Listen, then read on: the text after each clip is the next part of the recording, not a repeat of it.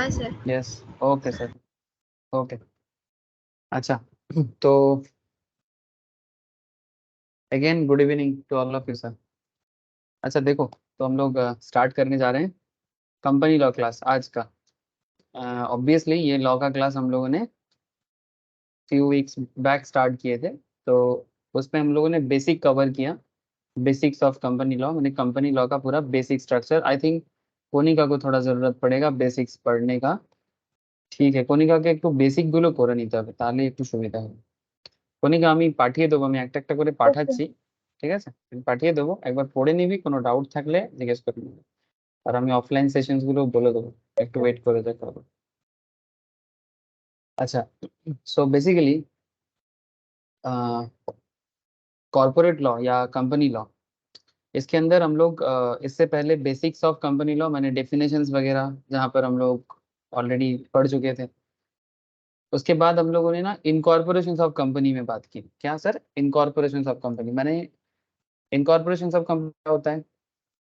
Incorporation of company माने एक company किस तरह से मार्केट में इनकॉर्पोरेट होने का प्रोसीडियर, ठीक है? तो प्रोसीडियर जो है कंपनी का मार्केट में इनकॉर्पोरेट होने का, what is the meaning of this?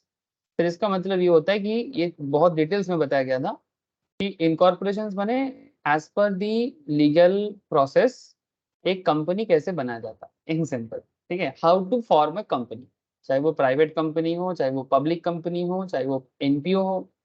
Sir ये सब हो चुका है, आप लोगों ने पढ़ा भी है, ठीक है? लेकिन अभी हम लोग ना थोड़ा एडवांस लेवल में आ गए। सर ये टॉपिक क्या है? सर इस टॉपिक का नाम है sir prospectus and allotment of securities, ठीक है? प्रोस्पेक्टस, अगर किसी के पास नोट्स अवेलेबल नहीं है तो मेरे को एक बार याद करके ना मेरे से नोट कलेक्ट कर लेना sir. Prospectus and allotment of securities, तो इसके ऊपर आई थिंक इससे पहले मैंने 2 क्लास करवाया, जहां पर आप लोगों को प्रोस्पेक्टस के बारे में एंड अलॉटमेंट ऑफ सिक्योरिटीज के बारे में डिटेल्स में बताया गया सर ऑलरेडी। सर ये क्या टॉपिक है? सर ये मैं पहले भी बोला कि सर ये जो प्रोस्पेक्टस जो टॉपिक है, it's a very very practical topic. Obviously sir law है पर प्रैक्टिकल है। सर कैसे? सर इसके लिए तो मैंने आप लोगों को याद होगा, आई थिंक सनन को तो याद होगा, मैंने आप लोगों को सेबी के साइट में विजिट करवाया था, याद है सनन? हाँ सर। सर तो बेसिकली ये जो भी कंपनी मार्केट में लिस्टेड होते हैं सर, ठीक है? कंपनी जो मार्केट में लिस्टेड होते हैं, लिस्टेड माने स्टॉक मार्केट लिस्टेशन, ठीक है? तो उसका एक लीगल प्रोसेस है, और उसी लीगल प्रोसेस को प्रोस्पेक्टस के थ्रू से मार्केट में आने का जो सिस्टम है उसको प्रोस्पेक्टस के थ्रू से आना पड़ता है। सर कैसे पता लगता है? सर आप आज के डेट में कौन सा कंपनी मार्केट में आ रहा है ये कहाँ से पता करोगे? सर इसके लिए भी उपाय है, आप चाहो तो पता कर सकते हो। जैसे if you want to know कि सर करेंटली कौन सा कंपनी मार्केट में अपना प्रोस्पेक्टस इशू कर रहा है, ठीक है? तो उसके लिए आपको ज्यादा नहीं कुछ करना है, बस आपको यहाँ पर सेबी के साइट में आना है, वहां पर फाइलिंग्स में जाना है, पब्लिक इश्यूज में क्लिक करना है, और यहाँ पर आपको red hearing documents filed with ROC and final offer document filed with ROC, किसी में भी ये क्लिक कर दो आप, या ड्राफ्ट ऑफर डॉक्यूमेंट्स में भी क्लिक करने से एप्लीकेशंस मिल जाएगा। तो मैं जस्ट आपको फाइनल ऑफर डॉक्यूमेंट्स में क्लिक करता हूँ, और रिसेंटली कौन सा कंपनी अपना मार्केट से पैसा उठाना माने, सर एक्चुअली स्टॉक मार्केट में जब कोई कंपनी लिस्टेड होता है उसको बेसिकली सर कैपिटल चाहिए, ठीक है? जो आप लोग क्लास 11-12 लेवल में, स्पेशली इन क्लास 12 ऑल्सो, ठीक है, या फिर फाउंडेशन जो लोग पढ़ के आए हो फाउंडेशन में भी पढ़े होंगे, कि कंपनी लॉ में एक टॉपिक डिस्कस हो जाता है सर, कि टॉपिक ये हो जाता है कंपनी अकाउंट्स में, कि company share application, share allotment. हाँ কোনিকা মনে আছে? এগুলো 12 করানো হয়, কলেজেও থাকে। হ্যাঁ হ্যাঁ হ্যাঁ হ্যাঁ স্যার মনে আছে। হ্যাঁ, शेयर হ্যাঁ স্যার एप्लीकेशन, মনে আছে। थैंक यू सर, शेयर হ্যাঁ allotment allocated process, application, yes call sir, money. Call money, thank you sir, ठीक है? काफी सारे स्टूडेंट थोड़ा मुश्किल फेस करते हैं और जर्नल एंट्री करना पड़ता है। सो एक्चुअली ये जो सिस्टम होता है ना, ये system as per corporate law generate होता है। अकाउंट्स किस तरह से काम करेगा, ये डिपेंड करता है लॉ उसको किस तरह से काम करने के लिए बोल रहा है, ठीक है। तो जो कुछ भी होगा एज पर लॉ होगा। अब वहां पर तो आप लोग उसमें बेसिकली कंपनी जब एक मार्केट में पैसा रेज करता है ना, लोगों से जब पैसा उठाते हैं, ठीक है, जो भी कंपनी का शेयर सब्सक्राइब करते हैं, है ना, तो हम लोग क्या करते हैं, कंपनी अपने अकाउंट्स में, बुक्स ऑफ अकाउंट्स में उसका जर्नल एंट्री करते हैं कि भाई कंपनी ने शेयर अप्लाई किया, कंपनी किसको किसको अलॉटमेंट किया, कंपनी ने कितना पैसा अभी भी बुलाना बाकी है, ठीक है।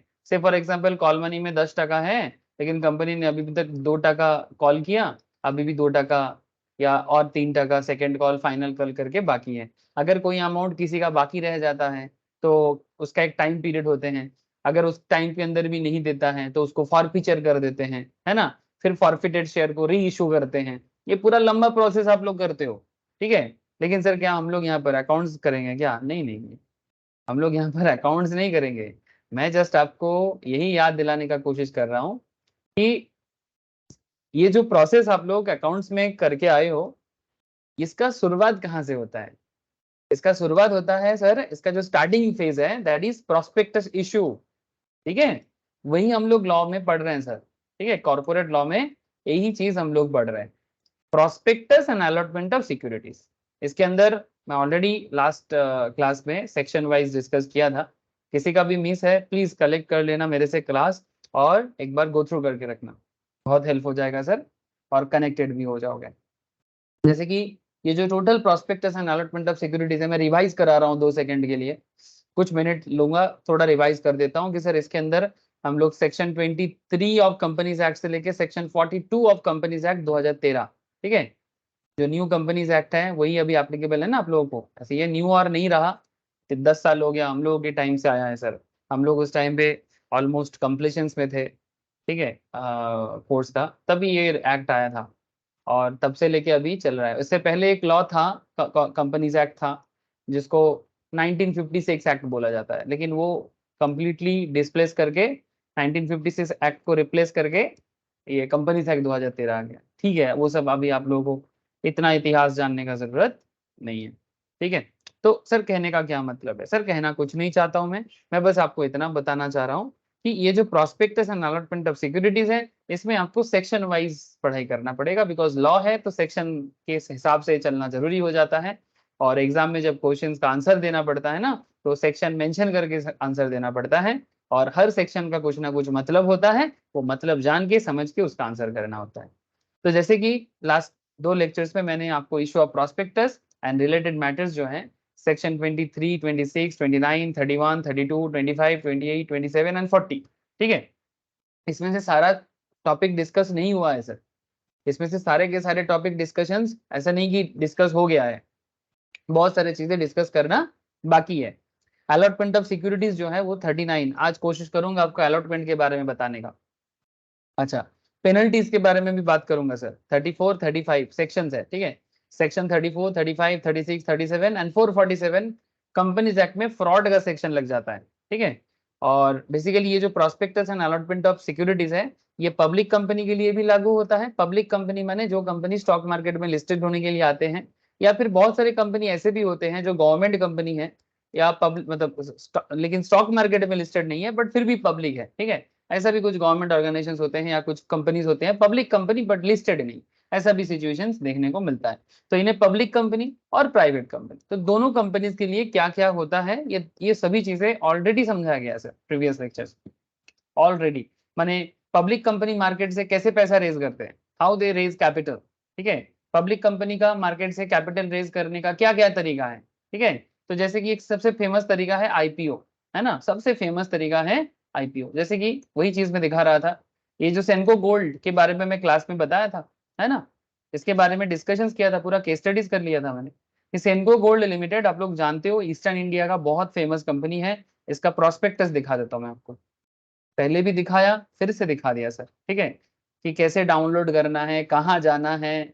और सिर्फ सेंको गोल्ड नहीं, और भी कंपनीज लाइन लगा के बैठा हुआ है ना। ये देखो sir, idea forge, H M agro, I K I O lighting limited, Mankind pharma बहुत पहले आ गया था, मई के मंथ में आ गया था। सो सर कहना क्या चाहते हैं सर, ज्यादा कुछ नहीं, ये प्रोस्पेक्टस के बारे में बात हो रहा है। प्रोस्पेक्टस में कंपनी ये बताता है कि भाई हम आना चाहते हैं मार्केट में, हम लिस्टेड होना चाहते हैं स्टॉक मार्केट में, मुझे इतना पैसा चाहिए। तो जैसे सेंको गोल्ड करीब 400 करोड़ के आसपास पैसे के लिए मार्केट में आ रहा है, ऑलमोस्ट 400 करोड़ इनको चाहिए।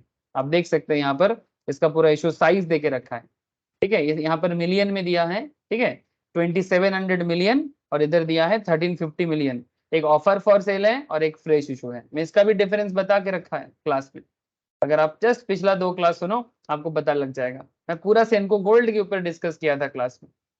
और ये देखो सर यहाँ पर क्या लिखा है, ये प्रोस्पेक्टस है, लेकिन ये किस तरह का प्रोस्पेक्टस है सर, इसे कहते हैं RHP, इसे कहते हैं RHP। अगर आप इसको ऑनलाइन में डाउनलोड करना चाहते हो, QR कोड को स्कैन करो, आपके फोन में आ जाएगा, ठीक है। रेड हेरिंग प्रोस्पेक्टस, ठीक है।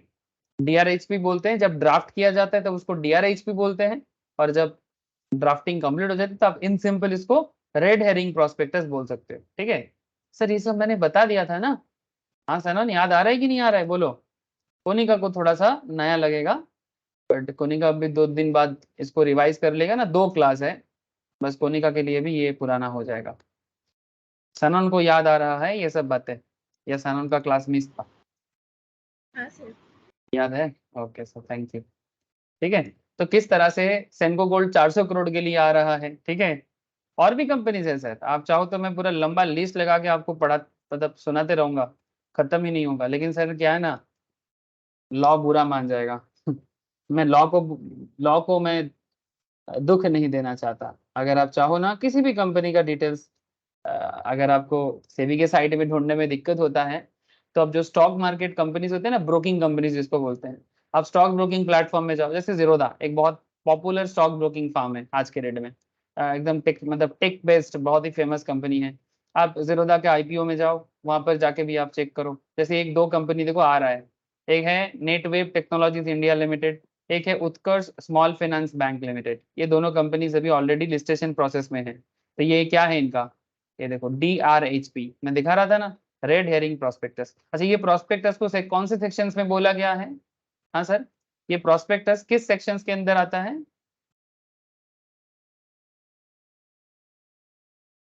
Section 32 and 26 of the companies act 2013। यहाँ पर मैं आपको जो सेक्शन का लिस्ट पढ़ के सुना रहा था, यहाँ पर मैं आपको सेक्शन का लिस्ट पढ़ के सुना रहा था ना, ये देखो सेक्शन 26 इश्यू ऑफ प्रोस्पेक्टस है, और सेक्शन 32 जो है, ठीक है, ये रेड हेरिंग प्रोस्पेक्टस के बारे में यहाँ पर बोला गया। मैं ऑलरेडी बता दिया कि नहीं बता दिया? हाँ सर, बता दिया सर, बता दिया। सो आप चाहो तो और भी कंपनीज का डिटेल्स डाउनलोड करो और पढ़ाई करना चालू करो। मैंने अगर नॉर्मली सर ये कौन लोग ज्यादा पढ़ते हैं आप लोगों का काम नहीं है, आई नो। लेकिन जो लोग स्टॉक मार्केट में इन्वेस्टमेंट करते हैं ना, जैसे मेरा क्लास चलता है, आप लोगों को पता होगा स्टॉक मार्केट का, तो उसमें एवरी मॉर्निंग सर 9:30 से क्लास चलता है, 9:30 से रेगुलर, मोटा मोटी एवरी वीक रेगुलर क्लास चलते हैं, ट्यूसडे से लेके फ्राइडे तक। तो उसमें ना स्टॉक मार्केट रिलेटेड ये सब बातें होते हैं कि उनको ना IPO जब भी आता है उसके बताना पड़ता है कि कौन सा IPO आ रहा है, शेयर लेना चाहिए कि नहीं लेना चाहिए, उसका पूरा एनालिसिस देना पड़ता है, ठीक है। तो बेसिकली जिनको शेयर लेना वगैरह होता है ना, वो प्रोस्पेक्टस को रीड करता है, फिर प्रोस्पेक्टस को रीड करके उसका फंडामेंटल एनालिसिस करते हैं, और फिर जाके कंपनी पे इन्वेस्ट करने के बारे में सोचता है। जरूरी नहीं कि कर ही दे, ठीक है। जैसे सेनको गोल्ड के बारे में काफी लोगों ने पूछा था, मैनकाइंड फार्मा के बारे में पूछा था, तो कई बार मैं हाँ बोलता हूँ, कई बार मुझे समझ में नहीं आता, मैं बोलता हूँ छोड़ दो यार और भी ऑप्शंस आएगा, सो समथिंग लाइक दैट। लेकिन सर मैं कहना क्या चाहता हूँ, मैं कहना ये चाहता हूँ कि कंपनी जो मार्केट से पैसा या कैपिटल रेज करने के लिए आता है ना, उसका पर्पस जो है वो स्टार्ट होता है प्रोस्पेक्टस से। उसका पूरा स्टार्टिंग फेज जो है दैट इज प्रोस्पेक्टस। बिना प्रोस्पेक्टस का कंपनी मार्केट में ना तो आ सकता है, और ये पूरा प्रोस्पेक्टस का जो प्रोसेस है और उसके ऊपर डिपेंड करके धीरे धीरे कैसे सिक्योरिटी या शेयर अलॉट किया जाता है, ये सारा चीज आपको एक्चुअली इस पर्टिकुलर लॉ के चैप्टर के अंदर पढ़ाया जाता है, जिसके अंदर नंबर ऑफ सेक्शंस के थ्रू से आपको लॉ को समझना पड़ता है। That is the summary of this chapter, ठीक है। मैं आशा करता हूं कि आपको ये बात समझ में आया, या समरी भी थोड़ा याद आ गया, और कोनिका को भी समझ में आ गया होगा, हाँ कनिका, कि आखिर ये प्रोस्पेक्टस है क्या। हेलो, अगर आप और देखना हाँ ठीक सर। है, अगर आप और देखना चाहोगे मैं आपको और डिटेल्स में बता सकता हूँ, ये भी आज बताऊंगा। ऐसा नहीं कि मैं आपको सिर्फ प्रोस्पेक्टस के अंदर घुमा रहा हूँ, ऐसा नहीं सर, ठीक है। आपको अभी मैं कुछ चीजें बताऊंगा ना, तो वो सब लीगल बातें हैं, लेकिन लीगल बातें देखने से पहले आपको मैं रियल बातें दिखाना चाह रहा हूँ सर। मेरा और कोई इरादा नहीं रहता है, ठीक है। किसी किसी को लगता है कि सर ना बातें करके घुमा रहा है हम लोगों को इधर उधर, नहीं सर। आपको अभी मैं कुछ देर में ना ये सब चीजों के बारे में बताऊंगा। जैसे आप देख सकते हो सेंको गोल्ड का जो शेयर्स है, ये ऑलरेडी लिस्टेशन प्रोसेस इसका आई थिंक कंप्लीट हो चुका है, ठीक है। आई थिंक क्यों मैं बोला, देख लेता हूँ। Senco gold, yes sir. 4 जुलाई से 6 जुलाई तक का इसका टाइम पीरियड था। ये आई थिंक आज लिस्टेड हुआ है। देखते हैं चलो कि सेंको गोल्ड का क्या शेयर प्राइस हुआ है। मोस्ट प्रोबेबली आज ही हुआ है। सेंको गोल्ड शेयर प्राइस देखते हैं, आया नहीं क्या? अरे प्रीमियम लिस्टिंग दिया है सर, अच्छा खासा। मैं क्लास में भी बोला था कि सेंको गोल्ड अच्छा ब्रांड है, ले सकते हो, मैं यही बोला था मैं। ये नेगेटिव तो मेरा नहीं था, बट क्लास में मेरा ही एनालिसिस था। सर इसका शेयर का दाम क्या था, मैं आपको एक बड़ा इंटरेस्टिंग चीज बता रहा हूँ। इसका शेयर का रेंज था सर 301 से 317, ठीक है। माने अगर किसी को सेंको गोल्ड के शेयर में अप्लाई करना था, तो कम से कम 47 शेयर अप्लाई करना था। तो 47 इंटू, इसको बोलते हैं प्राइस बैंड, ठीक है।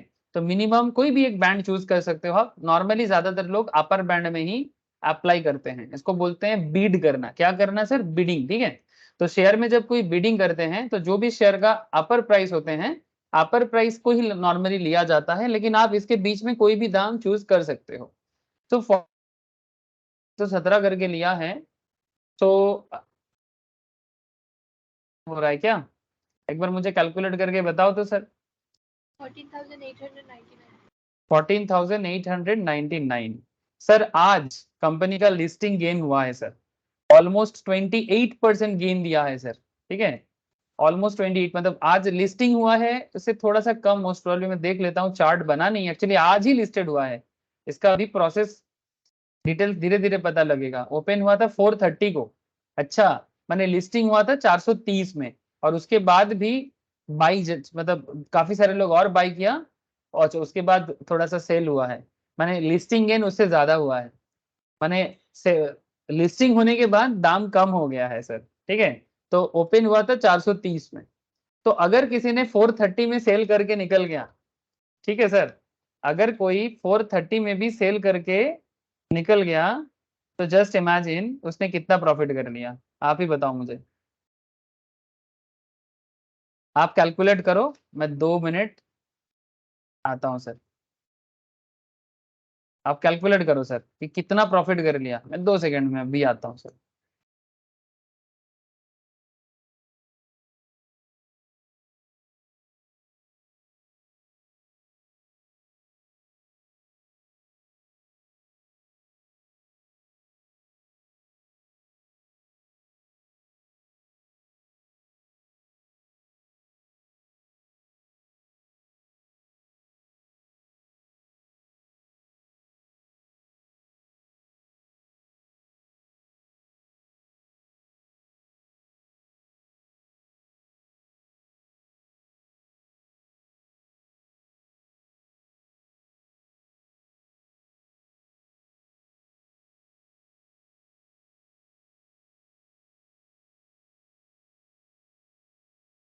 Okay sir. सर मेरा आवाज आ रहा है आप लोगों को? बोलो। हाँ सर। हाँ सर, बोलो कितना प्रॉफिट कर लिया आज? सर पूरा भेज देगा? हाँ, पूरा भेज देगा कि कुछ रखेगा? नहीं पूरा ही बेच दिया। हाँ, मान के चलो कि एक लॉट लिया था, बेच दिया। पूरा भेज देगा तो 5,311। 5,300 क्या प्रॉफिट हो गया? हाँ। चलो, अच्छा है ना? अच्छा है। 5,300 टका कौन सा बैंक देगा आपको एक साल में? हाँ, वो भी 14,000 लगा के कितना मिल गया सर? 19,000, रफली 20,000। ओके, चलो ठीक है सर। ये सब शेयर मार्केट का गेम है, मैंने बेसिकली अलग लेवल ऑफ एनालिसिस है, मैं ज्यादा शेयर में बात नहीं करूंगा। लेकिन मैं आपको बस ये कहना चाहता हूँ, इसके पीछे का लॉ को समझो ना भाई, और कुछ नहीं, लॉ को समझ लो। फिलहाल जिसको शेयर का इंटरेस्ट रहेगा वो बाद में शेयर के बारे में सोच सकता है या शेयर मार्केट क्लास के बारे में सोच सकता है, but that is not current motto. Current मेरा यही मोटो है आपको कि सर इसके पीछे का लीगल मैटर क्या है। सर जैसे कि जिन्होंने शेयर इशू किया था, शेयर इशू कौन किया था? शेयर इशू किया था कंपनी। कौन सा कंपनी? सेनको गोल्ड। ठीक है, तो सेनको गोल्ड ने जब शेयर इशू किया, तो शेयर इशू करने के टाइम पे उसने प्रोस्पेक्टस इशू किया। जो प्रोस्पेक्टस लोगों ने पढ़ा, ठीक है, जो प्रोस्पेक्टस लोगों ने रीड किया, ठीक है, लोगों ने प्रोस्पेक्टस रीड किया, रीड करके कंपनी के बारे में डिटेल्स जाना, क्योंकि ये ईस्ट इंडिया का सबसे बड़ा गोल्ड रिटेल कंपनी है। ये बात तो शायद मैं भी क्लास में, इससे पहले वाला क्लास में भी आप लोगों के साथ डिस्कस किया है सर। तो कहने का मतलब है कि आज अगर कंपनी ने शेयर इशू किया था तो उसका लीगल पार्ट क्या था? कंपनी ने जब शेयर इशू किया तो कंपनी का लीगल पार्ट था प्रोस्पेक्टस। ठीक है, कि कैसे इशू प्रोसेस है ना, ये सब चीजें मैं आपको बताया पूरा प्रोसेस के साथ। ठीक है, पब्लिक ऑफर का डॉक्यूमेंट्स है, आईपीओ प्रोसेस का पार्ट है ये, है ना। तो अच्छा, जिसने शेयर लिया वो कौन हो गया सर? जिन्होंने शेयर को बाई किया वो कौन है? उसको हम लोग क्या बोलते हैं? सब्सक्राइबर, है ना। उसको क्या कहते हैं? उनको शेयर सब्सक्राइबर। ठीक है, तो जिन्होंने भी सब्सक्राइब किया, प्रॉफिट तो आज मालामाल हो गया सर।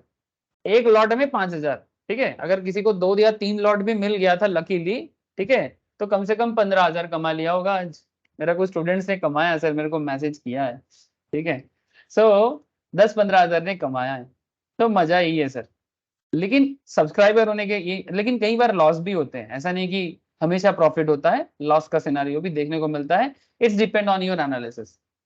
मैं अभी शेयर मार्केट में बात नहीं करूंगा, लेकिन इस बात को करने के पीछे शेयर मार्केट का बात आ ही जाएगा, क्योंकि मार्केट में जब एक कंपनी स्टॉक मार्केट में लिस्टेड होते हैं तो उस पूरा सिस्टम जो है उसमें एक्चुअली क्यों लिस्टेड होते हैं? क्योंकि कंपनी को चाहिए पैसा। जैसे इनको 400 करोड़ चाहिए था, तो ऑब्वियसली इनको 400 करोड़ मिल गया होगा, है ना सर।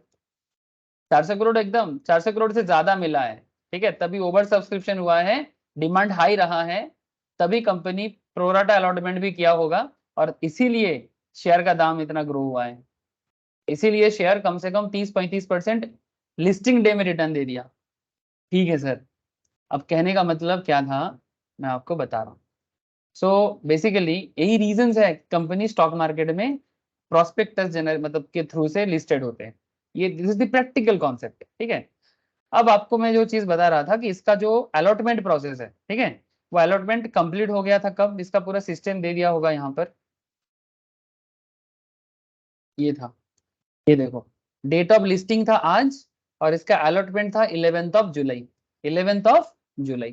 ठीक है, तो as per the system of SEBI company किस तरह से प्रैक्टिकली लिस्टेड होते हैं ये तो आपने देख लिया।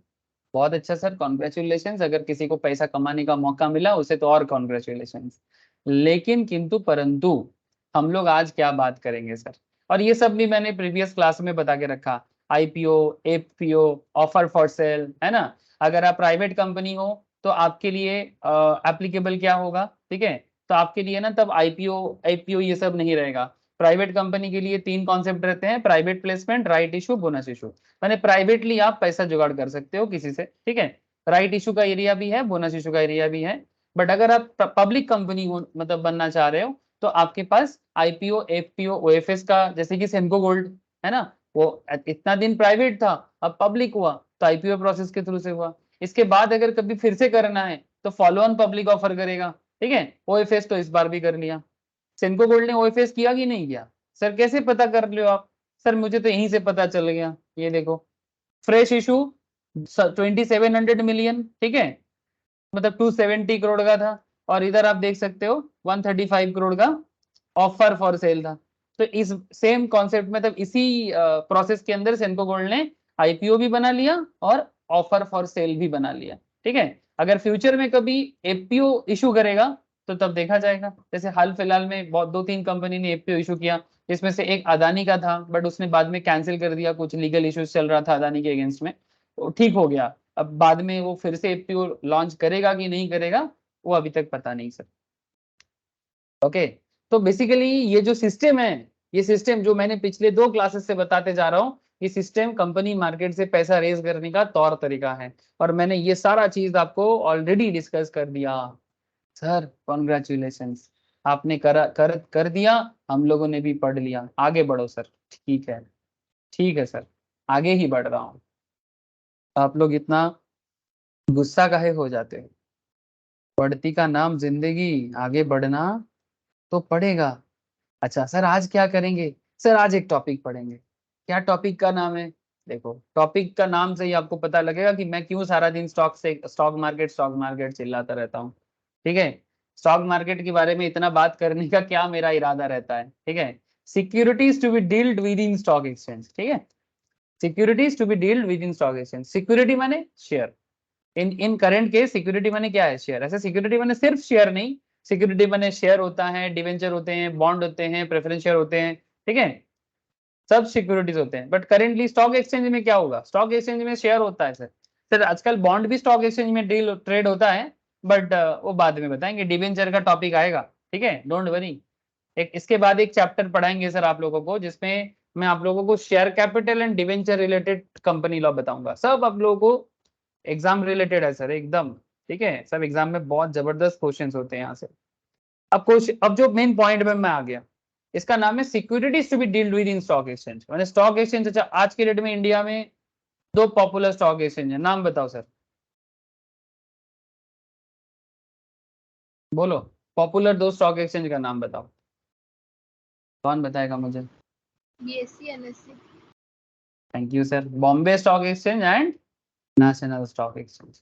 ठीक है, लेकिन क्या क्या इंडिया में अभी सिर्फ दो ही स्टॉक एक्सचेंज है, ये इससे ज्यादा है? हाँ सर, क्या स्टॉक एक्सचेंज दो ही है कि इससे ज्यादा है? फिर ज्यादा है। कितना ज्यादा? कितना ज्यादा है?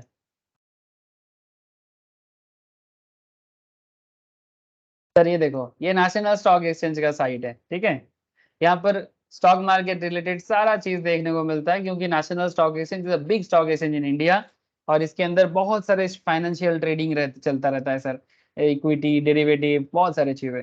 इस सिमिलरली बीएससी का साइट भी आपको देखने को मिल जाएगा। बट अभी इंडिया में 7 स्टॉक एक्सचेंज है सर, 7। ठीक है, जिसमें से एनएससी बीएससी सबसे पॉपुलर है और इसी में ज्यादातर ट्रेड वगैरह होता है। लेकिन इसके अलावा कॉमोडिटी के ऊपर 2-3 स्टॉक मतलब एक्सचेंज है, कॉमोडिटी ट्रेडिंग होता है सर। वो क्या sir commodity trading? Sir commodity trading भी एक तरह का ना डेरिवेटिव ट्रेडिंग होते हैं, उसको क्या बताऊं सर, मैंने उसमें ना नेचुरल रिसोर्सेज का ट्रेडिंग होता है, जिसका इंटरनेशनल वैल्यू होते हैं, वो इस तरह का चीज है। जैसे natural gases, crude oil, gold, silver, masala, spices जो होते हैं ना, इस तरह का चीजें होते हैं।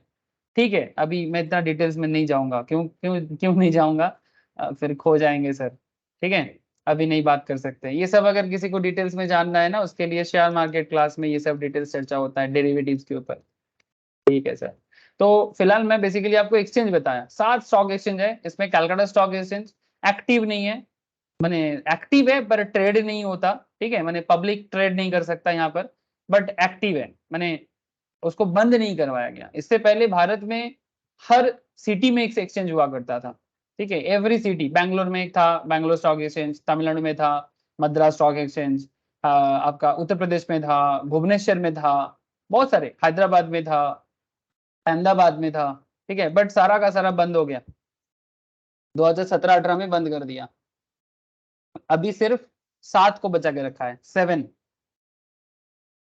Active stock exchange in India. इसमें आपको एनएससी बीएससी सबसे पॉपुलर मिलेगा, क्योंकि ये पूरा एकदम कंप्लीटली एक्टिव है, और सारा हर तरह का जो सेगमेंट है, फाइनेंशियल सेगमेंट, इस एक्सचेंज में आपको मिलेगा, जैसे कि बीएससी, जैसे कि एनएससी। ठीक है, Calcutta stock you can see it, permanent है इसका, बंद नहीं किया गया इसको, बट सेगमेंट परमिशन अभी इस पे नहीं है। मैंने किसी भी पर्टिकुलर सेगमेंट में, मैंने equity share, equity derivative, currency derivative, commodity derivative, डेब्ट मार्केट, मैंने डिवेंचर वगैरह, कोई भी चीजों का ट्रेड कलकत्ता में कुछ भी नहीं होता है। सिर्फ एग्जाम कॉन्डक्ट करते हैं और कुछ ऑफिशियल काम होता है। ये जो लोग शेयर मार्केट रिलेटेड एग्जाम देते हैं ना, एग्जाम कॉन्डक्ट होता है यहाँ पर। ठीक है, और कुछ ऑफिशियल काम, बस इतना सा। ये डालहौजी में है, कोलकाता में। ठीक है, स्टूडेंट लोग एग्जाम देने यहीं पर जाते हैं। इसके अलावा आपको और भी मिलेगा MESI, metropolitan stock exchange, multi commodity exchange, ये कमोडिटी के ऊपर है, जिसमें डेरिवेटिव, कमोडिटी के ऊपर डेरिवेटिव होते हैं, मैं आपको अभी दिखा रहा था। National commodity derivative exchange limited, Indian commodity exchange limited and national stock exchange India limited, ये दो जो है NSE BSE पॉपुलर है, बट इसके अलावा और भी 5 आपको देखने को मिला। पहले मैं आपको क्या दिखाया, list of stock exchange which have been granted exit, माने उसको बंद कर दिया गया, ठीक है, जो 2013, 14, 15, 16 करके सब धीरे धीरे वाइट आउट कर दिया। अभी नहीं है, दिल्ली स्टॉक एक्सचेंज भी हुआ करता था, नहीं सब बंद, ठीक है, सेंट्रलाइज कर दिया, पहले डिसेंट्रलाइज था, अभी सेंट्रलाइज कर दिया, ठीक है। ये सारा इन्फॉर्मेशन कहाँ से मिल जाता है सर, सेबी के साइट से मिल जाता है। शेयर मार्केट रिलेटेड पढ़ाई, यहाँ से सिक्योरिटी लॉ आप लोग पढ़ोगे सर, जो कंपनी सेक्रेटरी स्टूडेंट्स हैं वो लोग पढ़ लेते हैं सर, एग्जीक्यूटिव लेवल में ही पढ़ लेते हैं। जो चार्टर्ड वाले हैं या CMA वाले हैं वो लोग फाइनल में जाके पढ़ेगा, सिक्योरिटी लॉ या सेबी लॉ पढ़ना पड़ता है, तब आप लोग भी जानोगे डिटेल्स में और मजा आएगा। कोई बात नहीं सर, सर अगर बाद में जानेंगे तो अभी इतना क्यों बोल रहे हो सर, मैं अब आप बताओ मुझे, स्टॉक एक्सचेंज का आइडिया नहीं रहेगा तो फिर क्या चलेगा सर। स्टॉक एक्सचेंज क्या है सर, स्टॉक एक्सचेंज जहां पर स्टॉक कंपनी लिस्टेड होते हैं। सर क्यों लिस्टेड होते हैं, क्योंकि उनको मार्केट में कैपिटल चाहिए, उनको ट्रेडिंग चाहिए, बदले में उनका शेयर को लेके लोग लेन देन करेगा, उनके शेयर में लोग इन्वेस्ट करेगा, है ना। दो तरह का मार्केट होते हैं सर, दो तरह का मार्केट होते हैं, जैसे कि एक को बोलते हैं सर प्राइमरी मार्केट और एक को बोलते हैं सर सेकेंडरी मार्केट। मैं आपको थोड़ा इजी करके बताता हूँ। जैसे जब एक कंपनी कंपनी तो देखो, जब इनकॉर्पोरेशन हुआ कंपनी बन गया, लेकिन इनकॉर्पोरेट होने के बाद कंपनी जब IPO प्रोसेस में आता है ना, IPO प्रोसेस में आने के बाद कंपनी अपने आप को स्टॉक मार्केट में लिस्टेड कर देते हैं। सर जब तक ये IPO प्रोसेस नहीं होता है, प्रोसेस में जब तक चलते हैं तब कंपनी प्राइमरी मार्केट में है, ठीक है। ये कैपिटल मार्केट का दो सेगमेंट होगा, कैपिटल मार्केट का दो सेगमेंट हुआ, एक प्राइमरी मार्केट और एक सेकेंडरी मार्केट। IPO प्रोसेस जो है वो प्राइमरी मार्केट एरिया है, ठीक है, माने स्टॉक मार्केट में लिस्टेड होने के पहले का जो सिचुएशन है उसे प्राइमरी मार्केट बोलते हैं। लेकिन जैसे ही एक कंपनी स्टॉक मार्केट में लिस्टेड हो जाता है तब उसे सेकेंडरी मार्केट में आने का मौका मिल गया। अब कंपनी का क्या है सर, वो स्टॉक मार्केट में क्यों आया, उसको चाहिए कैपिटल, सिंपल बात है, मैं ज्यादा गहराई में नहीं जाऊंगा, सिंपल बोल रहा हूं कि उनको कैपिटल चाहिए और उनका शेयर मार्केट में ट्रेड करेगा, उनका हमेशा एक स्टॉक मतलब कैपिटल के साथ एक जुड़ाव रहेगा, है ना। अब क्या है सर, यहाँ पर क्या बताना चाहता है, जो भी शेयर स्टॉक एक्सचेंज में डील करना चाहता है, इसके ऊपर कंपनी लॉ क्या कहता है, इसके ऊपर कंपनी लॉ सेक्शन 40 में बात करता है सर, ठीक है।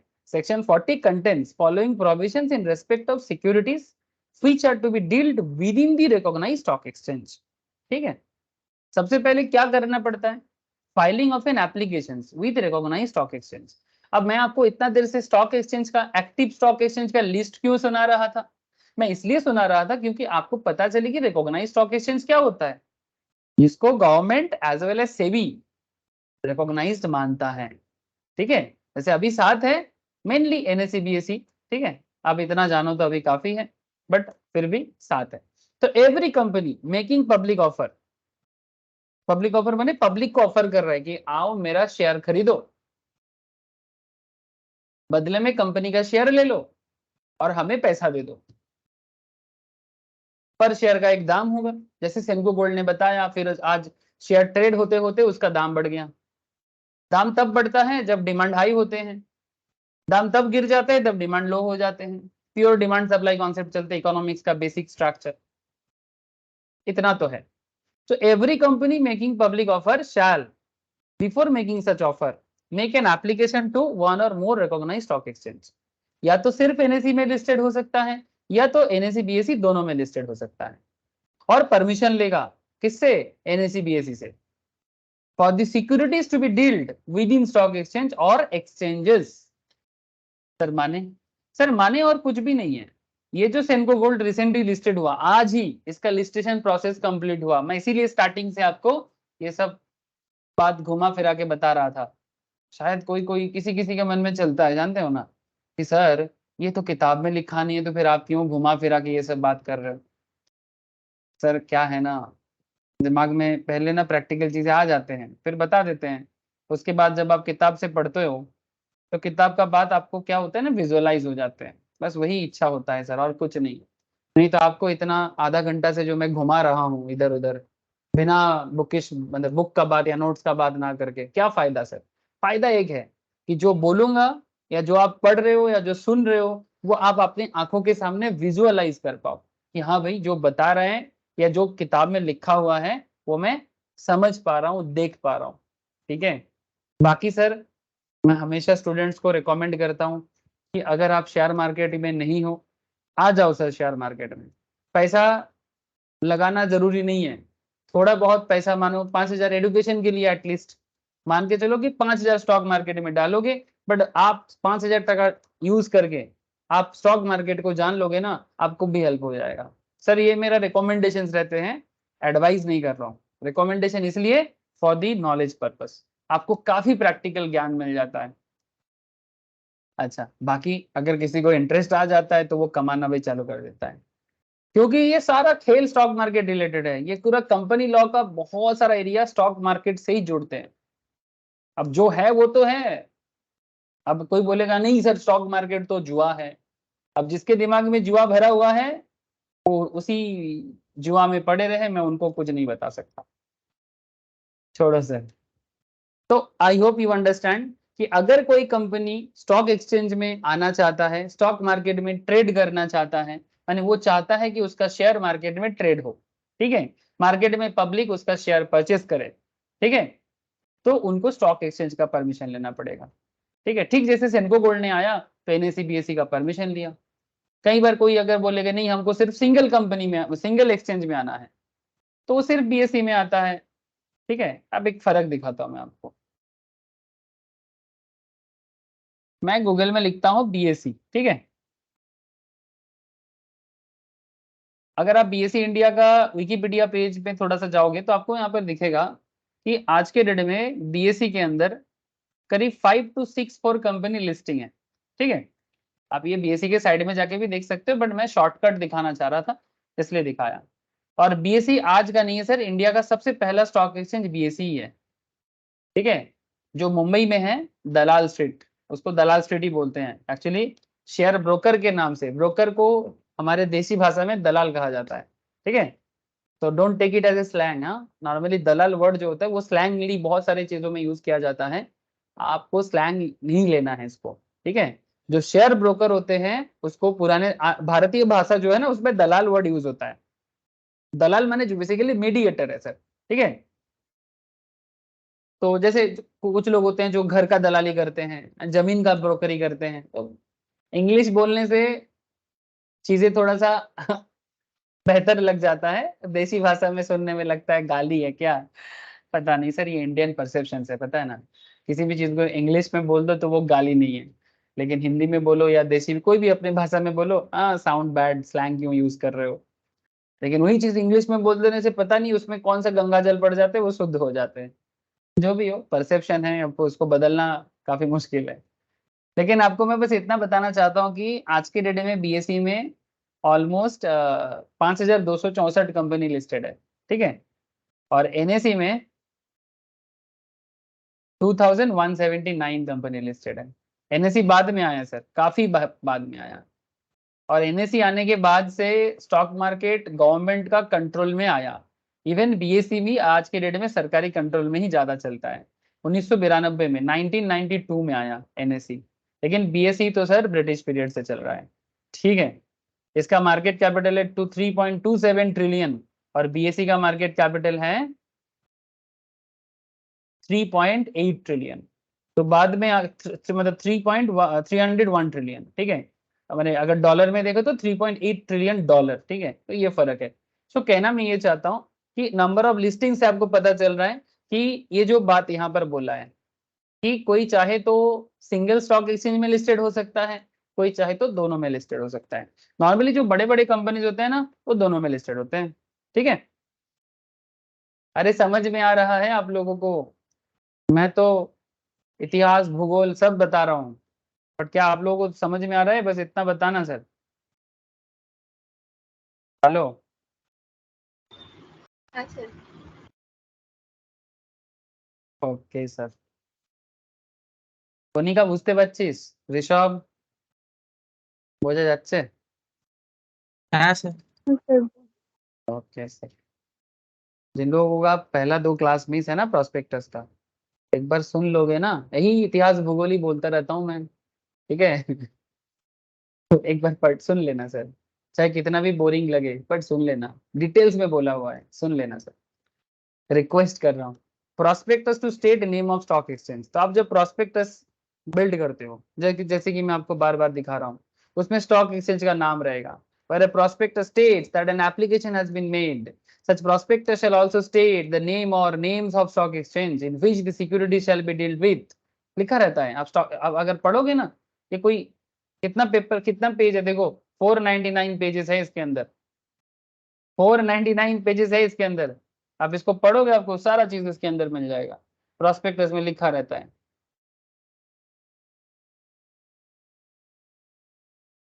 क्या रिस्क है नहीं है सब बताते हैं, ये देखो क्या लिखा है। The equity share offered through red herring prospectus are proposed to be listed on the stock exchange. Our company has received in principles approval from BSE and NSE for the listing of the equity shares pursuant to their letters each dated 15 June 2022 को इनको ये permission मिल गया था। For the purpose of the offer, the designated stock exchange shall be NSE. Designated stock exchange NSE है, तो दोनों का approval इनको लेना। समझ रहे हो सर? हेलो, देख पा रहे हो ना किस तरह से ये डॉक्यूमेंट सर एकदम प्रैक्टिकल डॉक्यूमेंट है, और ये सेनको गोल्ड का अकेला का नहीं है। अब जिसका बोलोगे उसका निकाल के दिखा देंगे। आप लोग भी कर सकते हो, मैं कोई जादूगर थोड़ी ना हूँ, बस मुझे थोड़ा ज्यादा पता होगा, इससे ज्यादा कुछ नहीं।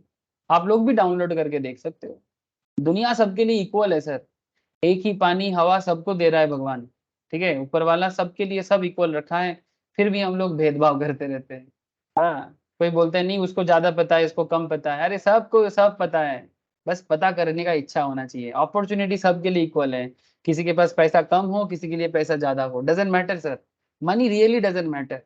आज किसी का ज्यादा है कल किसी का कम रहेगा, आज किसी का कम हो जाएगा तो कल किसी का ज्यादा हो जाएगा।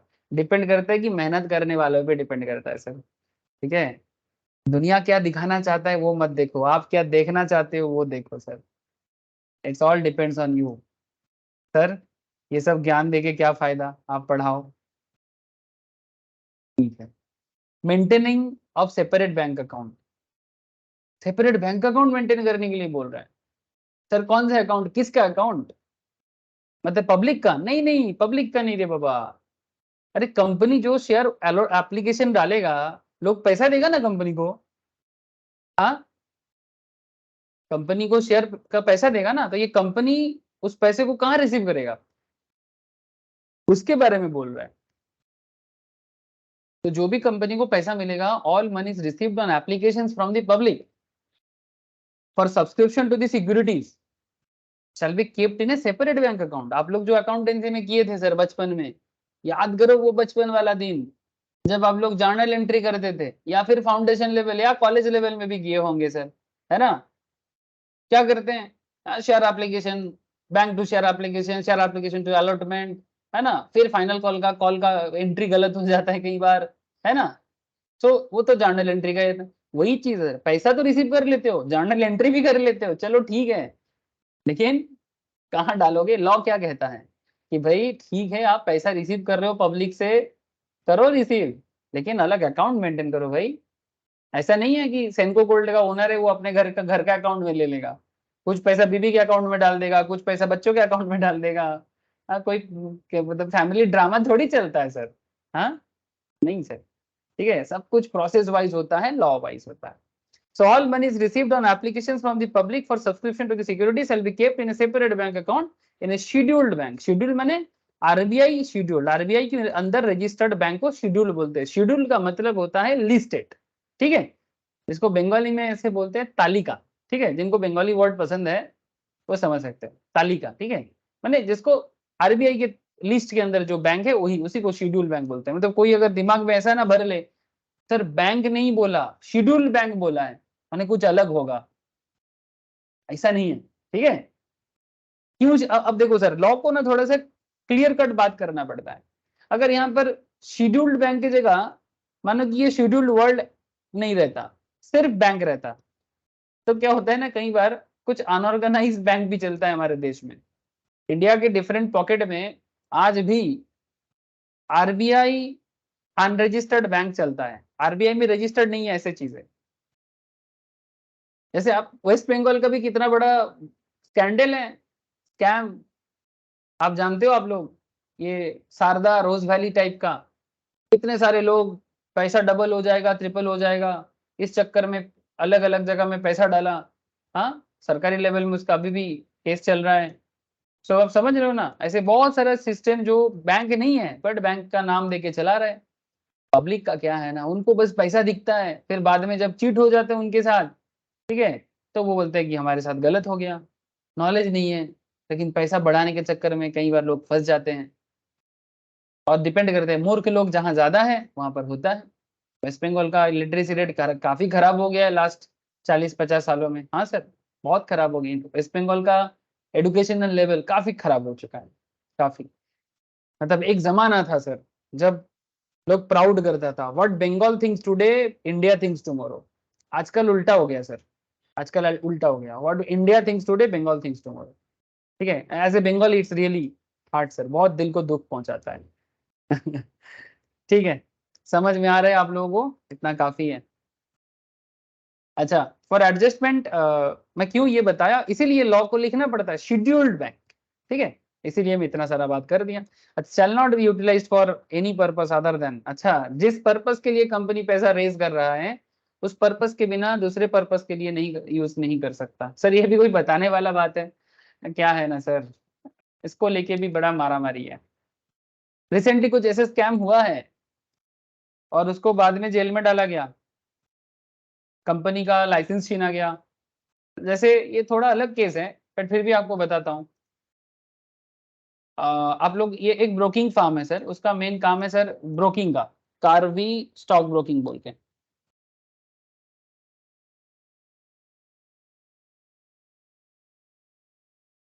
इसने क्या फाइनेंशियल स्कैम किया, आपको मैं दिखाता हूँ, रुको, ये देखो, ये हैदराबाद बेस्ड एक कंपनी है। अब तो स्टोरी का पिटारा खोल दूंगा सर, मुश्किल हो जाएगा, लेकिन क्या है ना, आइडिया के लिए बता रहा हूँ। हैदराबाद का कंपनी है, काफी पुराना कंपनी है, 1983 का, ठीक है। मतलब एनएसी तब नहीं आया था जब ये कंपनी था, मतलब एनएसी आया तो 92 में, और ये उससे भी पहले से मार्केट में है। तो क्या किया सर, आप समझोगे तो पता लगेगा। ये देखो, नवंबर 2019, ठीक है, security and exchange board of India barred Karvy stock broking from purchasing share in delivery and also accepting new clients। मैंने शेयर का जो काम ये लोग करते हैं ना ब्रोकिंग का, उसको करने में इनको रोक टोक लगा दिया। सर क्यों? इसका फॉरेंसिक ऑडिट चल रहा था, मैंने जो सीए वाला ऑडिट है और गवर्नमेंट वाला जो ऑडिट है वो ऑडिट भी चल रहा था। मैंने एक्चुअली सीए ऑडिट में एक्चुअली घोटाला पकड़ा नहीं गया, बाद में फॉरेंसिक ऑडिट हुआ। SEBI found out that Karvy had defaulted 2000 crore of investor fund. Investor का पैसा जो कार्वी के पास था, bye pledging the security holding of its customer. माने जो कार्वी के पास अपना शेयर ब्रोकिंग का पैसा, माने शेयर ट्रेडिंग का पैसा रखा था, ठीक है, उसका पैसा कंपनी ने अलग जगह में यूज कर लिया। The action was based on A detailed report by NAC. ये पूरा एक्शन एनएसी की रिपोर्ट के हिसाब से किया। The company had sold excess securities जो उनके डीपी अकाउंट में नहीं था। डीपी माने डिपोजिटरीज अकाउंट, इसके बारे में भी मैंने लास्ट क्लास में बात किया था। इंडिया में 2 डिपोजिटरीज है सर, एक है एनएसडीएल, 2 है सीडीएसएल। इसके बारे में आगे चैप्टर आएगा, वहां पर भी एज पर कंपनी लो आपको डीपीज के बारे में जानना पड़ेगा, ठीक है। तो बेसिकली इनका जो हमारे जो डीमैट अकाउंट होते हैं, वो डीमैट अकाउंट में जो डिटेल्स होते हैं उसका हिसाब से उनका डिपोजिटरीज के पास इतना नहीं था, ठीक है, जिसका वैल्यू था ऑलमोस्ट 485 करोड़ का। थ्रू 9 रिलेटेड क्लाइंट्स टिल 31 में 2019, they further transferred excess securities worth rupees 160 crore to 6 of the 9 related clients until 31 में 2019. Later it tried to repurchase the securities of 228 crore to cover up the shortfall। मैंने actually public का जो share का पैसा है उस पैसे को इधर उधर कर दिया, जिस पर्पस के लिए लिया था उस पर्पस के ऊपर अलग अलग करके ये लोग झमेला कर दिया, ठीक है। तो पूरा एकदम बहुत भयंकर केस बना सर। 25 नवंबर 2022 में एक फ्रेश क्रिमिनल केस लगाया ओनर के अगेंस्ट में, the chairman of Karbi realty. ये लोग पैसा को रियल एस्टेट में लगा रहा था। फिर ये रियल एस्टेट कंपनी के अगेंस्ट में एक चीटिंग का केस लगा कोलकाता में, ठीक है, एंड केरला में, ठीक है। अब बहुत बड़ा घोटाला किया सर। अभी इसका ब्रोकिंग बिजनेस बंद कर दिया, कंप्लीटली सेल हो गया, ठीक है। अभी बहुत इसका बहुत बैड डील चालू हो गया, ठीक है। तो ये सब रियल लाइफ सिचुएशंस है। लेकिन एक जमाना था जब इनको बेस्ट अवार्ड भी मिला था। लेकिन सर घोटाला पकड़ा जाता है ना, यही चीज अच्छा लगता है आजकल। पहले क्या होता है ना, जिसको घोटाला करना होता है वो करते जा रहे हैं। लेकिन आजकल सर गवर्नमेंट काफी स्ट्रॉन्ग एक्शंस ले लेते हैं। स्पेशली मैं करंट गवर्नमेंट में तो मैं देख रहा हूँ ऐसा, कम से कम मेरा एक्सपीरियंस तो, आई होप कि आपको आप लोगों का भी एक्सपीरियंस वैसा ही है। सो आई होप यू अंडरस्टैंड कि क्यों सरकार इतना डिटेल्स में लॉ लिखते हैं कि भाई जिस पर्पस के लिए पैसा ले रहे उसी पर्पस के लिए पैसा का यूज करना। दूसरे पर्पस में चले जाओगे तो फिर फॉरेंसिक ऑडिट या ऑडिट अगर पकड़े जाओगे तो फिर मुश्किल में डाल दिया जाएगा। 4 नंबर पॉइंट पे बोलते हैं conditions of purporting to waive compliance shall be void. Any conditions purporting to require to bind any applicant for share or securities to waive compliance with any of the requirement of this section shall be void. माने अगर कोई particular share holder company का share hold करना चाहते हैं कोई applicant, तो आप उनका कंप्लायंस वगैरह जो भी फॉर्म वगैरह भरना है वो सबको आप वेव नहीं कर सकते, हटा नहीं सकते। जरूरत का सारा चीजें फॉलो करना पड़ेगा, नहीं तो वो सब वॉइड कॉन्ट्रैक्ट हो जाएगा सर। अगर कोई company stock market listation process में as per SEBI rules, as per NSE BSE rules, अगर लिस्टेशन प्रोसेस में किसी भी तरह का गलतियां करते हैं, default in complying with the provisions, ध्यान से बात को समझना sir, default in complying with provisions, अगर आप गड़बड़ कर लेते हो, ठीक है। कंपनी का जो लिस्टिंग प्रोसेस होते हैं इसमें कंपनी का चार्टर्ड अकाउंटेंट शामिल होते हैं, है ना, कंपनी का कंपनी सेक्रेटरी, कंपनी का सीएमए, सभी का रोल प्ले होते हैं सर। साथ में कंपनी के एम्प्लॉइज, जो भी ऑफिसर्स डिफॉल्ट करेगा उसको भी पेनल्टी दिया जाएगा, कंपनी के ऊपर भी पेनल्टी लगेगा। If a default is made in complying with the provisions of this sections, the company shall be punishable with fine which shall not be less than 5 lakh rupees. कम से कम कंपनी की तरफ फाइन लगेगा कम से कम 5 लाख, जो मैक्सिमम 50 लाख तक जा सकता है। और अगर कोई ऑफिसर्स जिसके जो रिस्पॉन्सिबल है, जो चार्टर्ड हो सकते हैं, सीएस हो सकते हैं, ठीक है, या कंपनी का सीईओ सीएफओ हो सकते हैं, मतलब चीफ एग्जीक्यूटिव या चीफ फाइनेंशियल ऑफिसर्स। नॉर्मली अगर एग्जीक्यूटिव है तो कंपनी का मालिक लेवल का कुछ होगा, है ना। अगर आप सीएफओ वगैरह हैं तो ऑब्वियसली आप समझ लो सीए सीएमए टाइप का होगा। कंप्लायंस ऑफिसर है तो सीएस का नाम आएगा, है ना। तो जो भी ऑफिसर्स डिफॉल्ट करेगा लीगल रूल्स को फॉलो करने में, या जानबूझ के या फिर अनजाने में, ठीक है, वो प्रूफ किए करना पड़ता है। बट अगर बड़ा फ्रॉड होता है ना तो किसी को नहीं छोड़ा जाएगा। कम से कम 50,000 का फाइन, मैक्सिमम 3 लाख तक का पेनल्टी लग सकता है। कहाँ गलती करने से, कहाँ गलती करने से, लिस्टिंग प्रोसेस में। क्लियर है बात, लिस्टिंग प्रोसेस में मतलब कंपनी जो स्टॉक मार्केट में लिस्टेड होते हैं। माथा में गया सर बात, बोलो।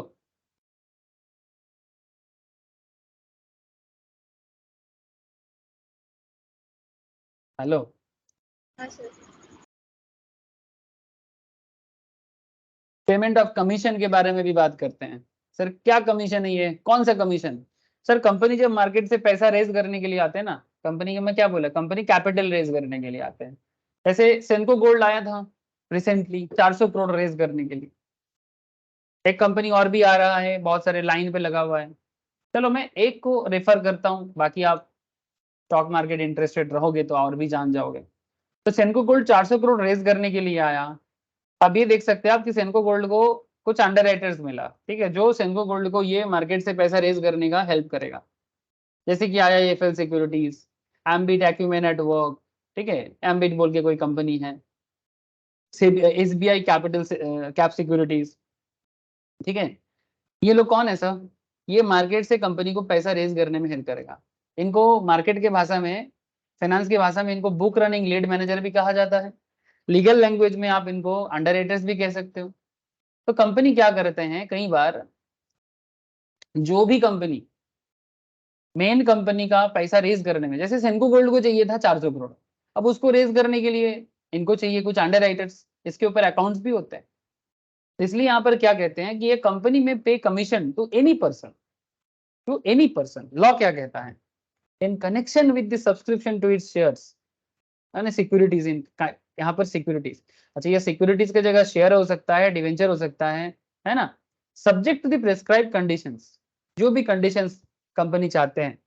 Rule 13 of the companies rule 2014, ठीक है, कंपनीज रूल जो है वो prospectus and allotment of security के हिसाब से, इसको पास रूल भी कहते हैं। पास माने प्रोस्पेक्टस एंड अलॉटमेंट का शॉर्ट फॉर्म।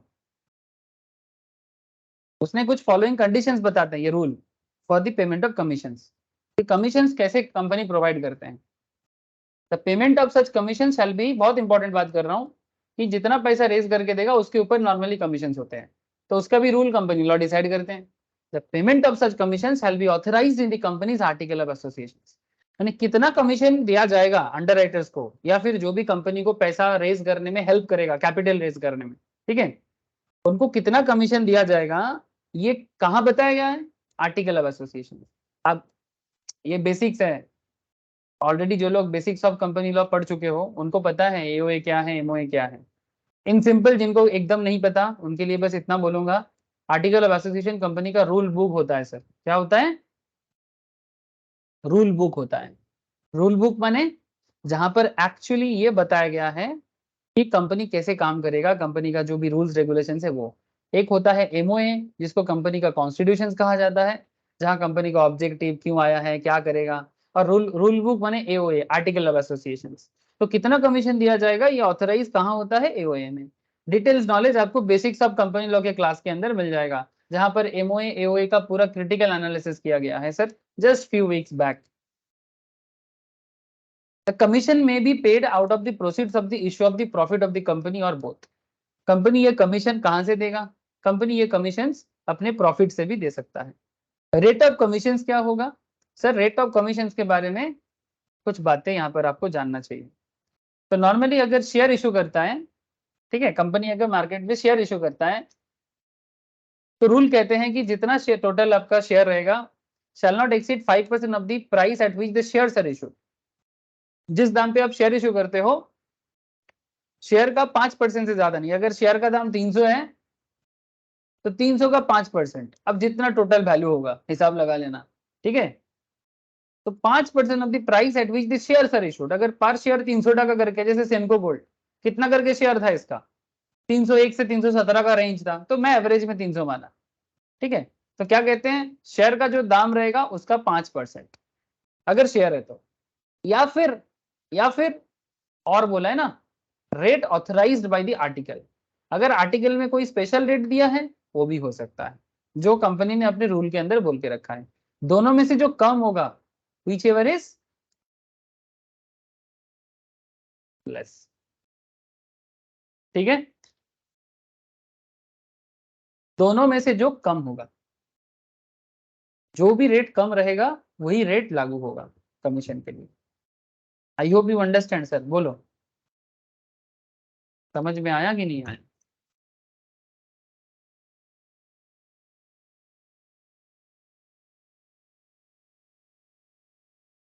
सर ये किसको कमीशन देने का बात कर रहे हैं हम लोग क्लास में, सर अंडर राइटर जो कंपनी को पैसा रेज करने में हेल्प करेगा। अब किसी भी कंपनी का, जैसे ये न्यू नेटवेव टेक्नोलॉजीज जो कंपनी आ रहा है इसका भी देखो अंडर राइटर्स मिलेगा आपको। ये सेबी के पास जाओ आपको सारा डॉक्यूमेंट्स मिल जाता है।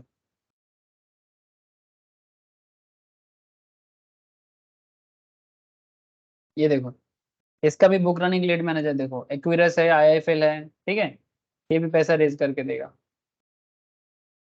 समझ में आ रहा होगा सर, बोलो सर बोलो। हाँ सनोन, Monika, Rishabh, tell me sir, ठीक है। इस तरह से कमीशन डिसाइड हो जाता है कि भाई मार्केट से कंपनी को इतना पैसा रेज करना है। जो भी कंपनी रेज करने का काम करते हैं जिनको अंडर राइटर्स बोलते हैं, बुक रनिंग लीड मैनेजर के नाम से जाने जाते हैं। सर अगर यही चीज डिबेंचर का केस हो, मैंने लोन, कंपनी अगर मार्केट से लोन रेज करना है तो तब 2.5% of the price at which the debenture are issued, क्योंकि डिवेंचर का रेट थोड़ा हाई होता है, ठीक है, 1000 टका इस तरह का दाम होता है पर डिवेंचर, तो उसका 2.5%, ठीक है। लेकिन अगर कंपनी अपने आर्टिकल में कोई स्पेसिफाई करते हैं, अगर आर्टिकल में कुछ स्पेसिफाई करते हैं तो व्हिच एवर इज लेस, बस ये रूल फॉलो होता है। ठीक है, ये रूल फॉलो होता है, जो भी दोनों में से कम रहेगा वो फॉलो होगा। ठीक है। अच्छा, disclosure of the particulars in prospectus, prospectus आप ओपन कर लो। ठीक है, उसमें नेम ऑफ द अंडरराइटर्स होना चाहिए, the rate and amount of commission payable to underwriter वो भी लिखा होता है, the number of securities which to be underwritten और subscribe by the underwriter absolutely और कंडीशनली, सारा चीज लिखा रहेगा कि वो नंबर ऑफ जो शेयर्स हैं वो अंडरराइटर सब्सक्राइब खुद कर लेगा कि कंडीशनल करेगा, एब्सोल्युटली करेगा, वो सब बता देता है। यानी कई बार क्या होता है कि अंडरराइटर खुद पूरा परचेस कर लेता है और फिर बाद में मार्केट से उसको उठा के कंपनी को दे देता है, ऐसा भी होता है। अच्छा, अगर कभी कोई कमीशन पे नहीं होता है, ठीक है, तो when no commission is to be paid, मतलब कौन सा टाइम ऐसा होता है जब कंपनी को अंडरराइटर्स को कोई कमीशन नहीं देना है। ठीक है, there shall not be paid commission to any underwriter on shares और securities which are not offered to public for subscription. अगर पब्लिक को सब्सक्रिप्शन के लिए बुलाया नहीं गया, ठीक है, तो फिर उसके लिए कंपनी क्यों कमीशन पे करेगा? सिंपल बात है, ये तो बहुत कॉमन सेंस है। Copy of payment of commission to be delivered to registrar, आपने कमीशन पे किया, ये रजिस्टर को बताओ। रजिस्टर माने जो आपका पूरा प्रोसेस को रजिस्टर कर रहा है और आरओसी के पास जमा कर रहा है। ठीक है, तो आरओसी माने कौन सर? रजिस्टर ऑफ कंपनीज, जो मिनिस्ट्री ऑफ कॉर्पोरेट अफेयर्स के अंदर काम करते हैं। ठीक है, माने एक डिपार्टमेंट है, सारे के सारे कंपनीज को आरओसी में ही अपने आप को रजिस्टर करना पड़ता है। जब कंपनी बनाया गया था, ये चैप्टर जब पढ़ा था मैं इनकॉर्पोरेशन बेसिक के अंदर, तब भी आरओसी के बारे में बहुत बात हुआ था। कंपनी का पूरा इनकॉर्पोरेशन प्रोसेस आरओसी में ही जाता है। वहां पर तो मैंने एमसीए के साइड में जाके आप लोगों को पूरा फ्लो चार्ट करके दिखाया था। ठीक है, तो आप प्लीज एक बार, जिन लोगों का बेसिक्स अगर हो गया है रिवाइज कर लो, नहीं हुआ है तो एक बार गो थ्रू कर लो। तो ये सब याद रखना है, ये सब मैं ऐसे ही नहीं चिल्ला रहा हूँ आप लोगों के साथ और आप लोग भी ऐसे ही समय नहीं दे रहे हो, सब याद रख के पढ़ना है। एक एग्जाम्पल दिया है पर पब्लिक लिमिटेड कंपनी, मैंने पब्लिक लिमिटेड मैंने पब्लिक से शेयर उठा के मार्केट से बिजनेस करते हैं। A public limited company which wanted to raise funds through public issue of shares, public के थ्रू से शेयर इशू करके कंपनी अपने आप को लिस्टिंग कर रहा है, had applied for listing of its shares in 3 recognized stock exchange. However, only 2 exchange had given permissions for listing. 3 exchange में अप्लाई किया है बट एक दो परमिशन दिया है। तो सवाल उठता है, can the company proceed with the public offer?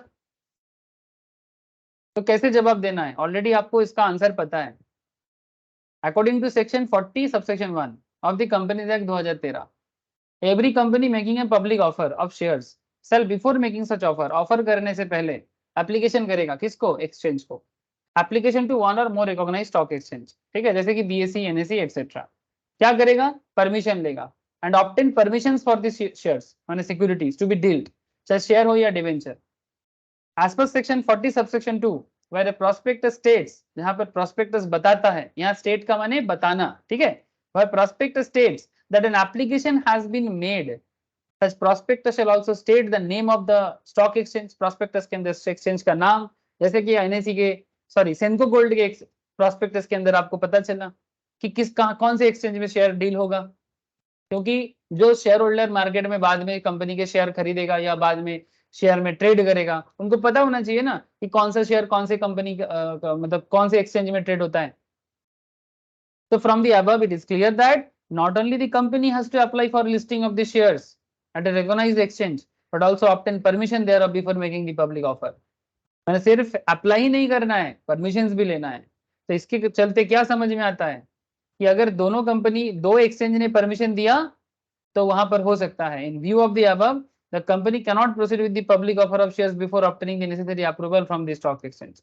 तो जहां अप्रूवल मिलेगा वहां जा सकता है, बट जहां अप्रूवल नहीं मिलेगा वहां एक कंपनी अपने आप को लिस्टेड नहीं कर पाएगा। सिंपल सी बात है।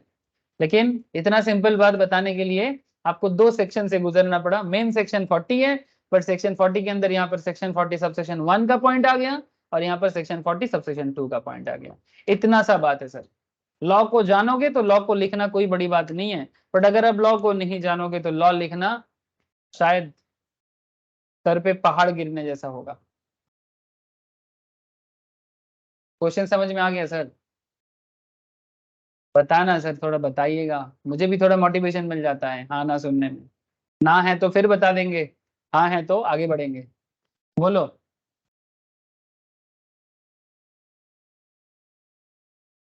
कोई डाउट है क्या? कुछ तो हाँ बोलो, सर। चुप ना रहो।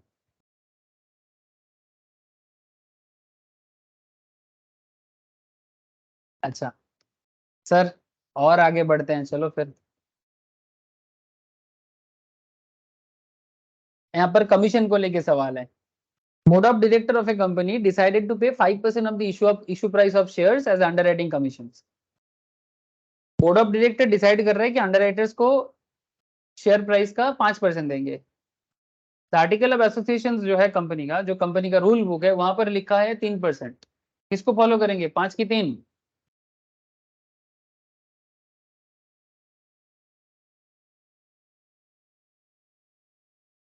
साथ में ये भी बताते हैं कि the board of directors further decide to pay the commission out of the proceeds of the share capital. Board of directors further decided to pay the commission out of the proceed of the share capital. क्या ये decision board सही ले रहा है companies act के हिसाब से? Again, अगर आपको नियम पता है तो आप इसका जवाब दे दोगे, बट अगर आपको नियम नहीं पता तो इससे कठिन सवाल नहीं हो सकता। कैसे जवाब देना है, आंसर आंसर लिखने का तरीका भी यहाँ से आपको बता दे रहा हूँ मैं।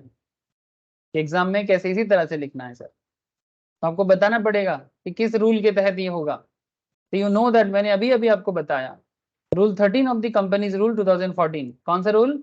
पास rule, prospectus and allotment of securities, जो चैप्टर का नाम भी है। पास रूल 2014 के हिसाब से और rule 13 of the companies act के हिसाब से, the rate of commission paid और agreed to be paid shall not exceed the, in case of shares, अगर शेयर है तो 5% of the price at which the shares are issued or a rate authorized by the article whichever is less. The same rule allows the commission to be paid out of the proceed of the issue of the profit of the company or both. Commission कहां से पे किया जाएगा? Company अपने profit से pay करेगा, of the issue और profit of the company और बोथ। ठीक है, तो therefore the decision of board to directors to pay 5% commission to the underwriter is invalid, है ना? क्योंकि वी नो दैट कि 5% और अगर आर्टिकल में 3% बोला है तो विच एवर इज लोअर लेना चाहिए। तो आर्टिकल बोला है 3%, मैंने आर्टिकल क्या होता है, कंपनी का रूल बुक, है ना? इसका डिटेल्स आप लोगों को आर्टिकल एमओए क्या है ये सब बेसिक्स ऑफ कंपनी लॉ में मिल जाएगा। इन कॉर्पोरेशन में मैंने डिटेल्स में बता के रखा। तो क्या करना है यहाँ पर, सिंपल बात है कि 5 और 3 में जो लोअर है वो लेना है। तो ये इनवैलिड हो जाएगा ना, अगर बोर्ड चाहेगा भी तो 5% नहीं दे सकता। Since the same cannot be exceed the rate at which permitted by the article, article का रेट को क्रॉस नहीं कर सकता। लेकिन यहाँ पर और एक बात है, डिसीजन टू पे commission out of the proceed of the share issue is valid provided it is paid at the rate authorised by the article. Company अपने कैपिटल से दे सकता है। द डिसीजन टू पे commission out of the proceed of the share issue is valid, यानी share issue का जो भी share issue company कर रहे है उससे जितना पैसा आएगा उसी से कमीशन देंगे। ठीक है, ये चल सकता है, ये रूल में परमिटेड है। और ये अगर आर्टिकल में ये परमिशन दिया है तो आराम से ये दे सकता है, इसमें कोई दिक्कत नहीं है, इसमें कोई दिक्कत नहीं है। तो आई होप यू अंडरस्टैंड कि आंसर लिखने का ढंग कैसा होगा। मैंने कुछ क्वेश्चन आंसर डील कर रहा हूँ तो आपको ये भी पता लग रहा है कि किस टॉपिक से कैसा क्वेश्चन पूछ सकते हैं और किस किस तरह का आंसर देने का तरीका है कंपनी लॉ के अंदर। आई होप कि বোঝা যাচ্ছে ऋषभ, कोनिका, सैनन, क्लियर हो रहा है ना सर? हाँ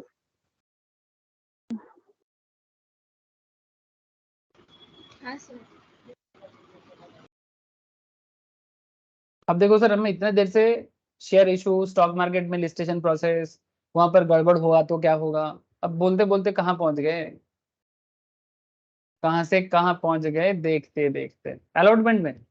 अब जैसे कि सेनको गोल्ड का पूरा जो अलॉटमेंट हुआ, हाँ सर अभी मैं आपको दिखा रहा था, सेनको गोल्ड, सेनको गोल्ड, सेनको गोल्ड, सेनको गोल्ड, ये देखो सेनको गोल्ड कब आया था एप्लीकेशन लेके?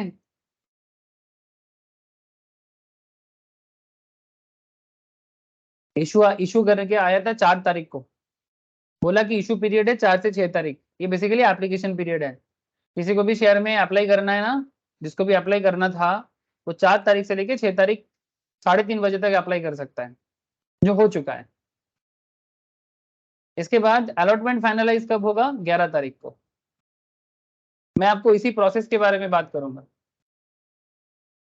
यहाँ पर तो सिर्फ डेट दे दिया, लेकिन अंदर में कंपनी लॉ का प्रोसेस क्या है? Allotment of securities. आप लोग अकाउंटेंसी में जो एंट्री करते हो कंपनी अकाउंट्स में, शेयर अलॉटमेंट का जो सिस्टम, उसका लॉ क्या है? सर इन सिंपल अलॉटमेंट का मतलब क्या है कि जिन लोगों ने शेयर के लिए अप्लाई किया, क्या सब जो लोग अप्लाई किया क्या सबको कंपनी शेयर अलॉट कर देगा? द आंसर डिपेंड करता है कि अगर कंपनी को सारा का सारा मिल गया प्रॉपरली, एट पार हो गया, तो कंपनी अलॉट कर देगा। लेकिन कई बार क्या होता है, अगर कंपनी बहुत पॉपुलर है, अगर कंपनी का बिजनेस का फाइनेंशियल कंडीशंस बहुत अच्छा है, company is very profitable, company is very high growth company, ठीक है, जिसका फ्यूचर बड़ा स्ट्रांग है, ऐसे कंपनीज के केस में ओवर सब्सक्रिप्शन हो जाते हैं। तो तब अलॉटमेंट प्रोसेस में आप लोग जानते हो प्रोराटा अलॉटमेंट वगैरह करना पड़ता है। So basically what is the meaning of allotment? Allotment means the appropriations out of previously unappropriated capital of company. जितना पैसा कंपनी को मिला है थ्रू शेयर इशू, उसको अभी number of shares to a person के हिसाब से अलॉट करना है। Till the allotment as such the shares do not exist. It is on allotment, माने अलॉटमेंट से पहले तक एक्चुअली शेयर एग्जिस्ट ही नहीं करता था। अलॉटमेंट के बाद पता लग जाएगा कि कंपनी में कितना शेयर होल्डर है, शेयर होल्डर का कितना वैल्यूएशन है, कंपनी के पास कितना वैल्यूएशन का शेयर है। So allotment is that part of the system, it is on allotment that the shares come into existence. जब तक अलॉटमेंट नहीं होगा तब तक शेयर एक्चुअल में आता ही नहीं है। यानी अगर आप एक शेयर होल्डर तभी बनता है जब कंपनी उसको शेयर अलॉट करता है। सिंपल बात है ना, तो वेरी सिंपल बात। इसमें क्या है, कौन सा रॉकेट साइंस है? कोई रॉकेट साइंस। प्रैक्टिकली सोचो, एकदम सिंपल बात। In fact with the sending of allotment letters, the company starts the process of allotment and it is nothing but acceptance of offer made by the applicants of securities. जिन लोगों ने share के लिए apply किया था, company अगर उनका share को accept कर लेता है कि हाँ भाई आपका पैसा मैं एक्सेप्ट कर लिया, आपका जो कैपिटल है आपने जितना, जैसे सेनको गोल्ड के लिए जिन लोगों ने अप्लाई किया था, कितना अप्लाई करना पड़ा था सर? 317% करके 447 शेयर्स अप्लाई करना पड़ा था। रिसेंटली हुआ है तो बता रहा हूँ सर, लास्ट वीक का ही बात है, और आज लिस्टेड हुआ है तभी और बता रहा हूँ।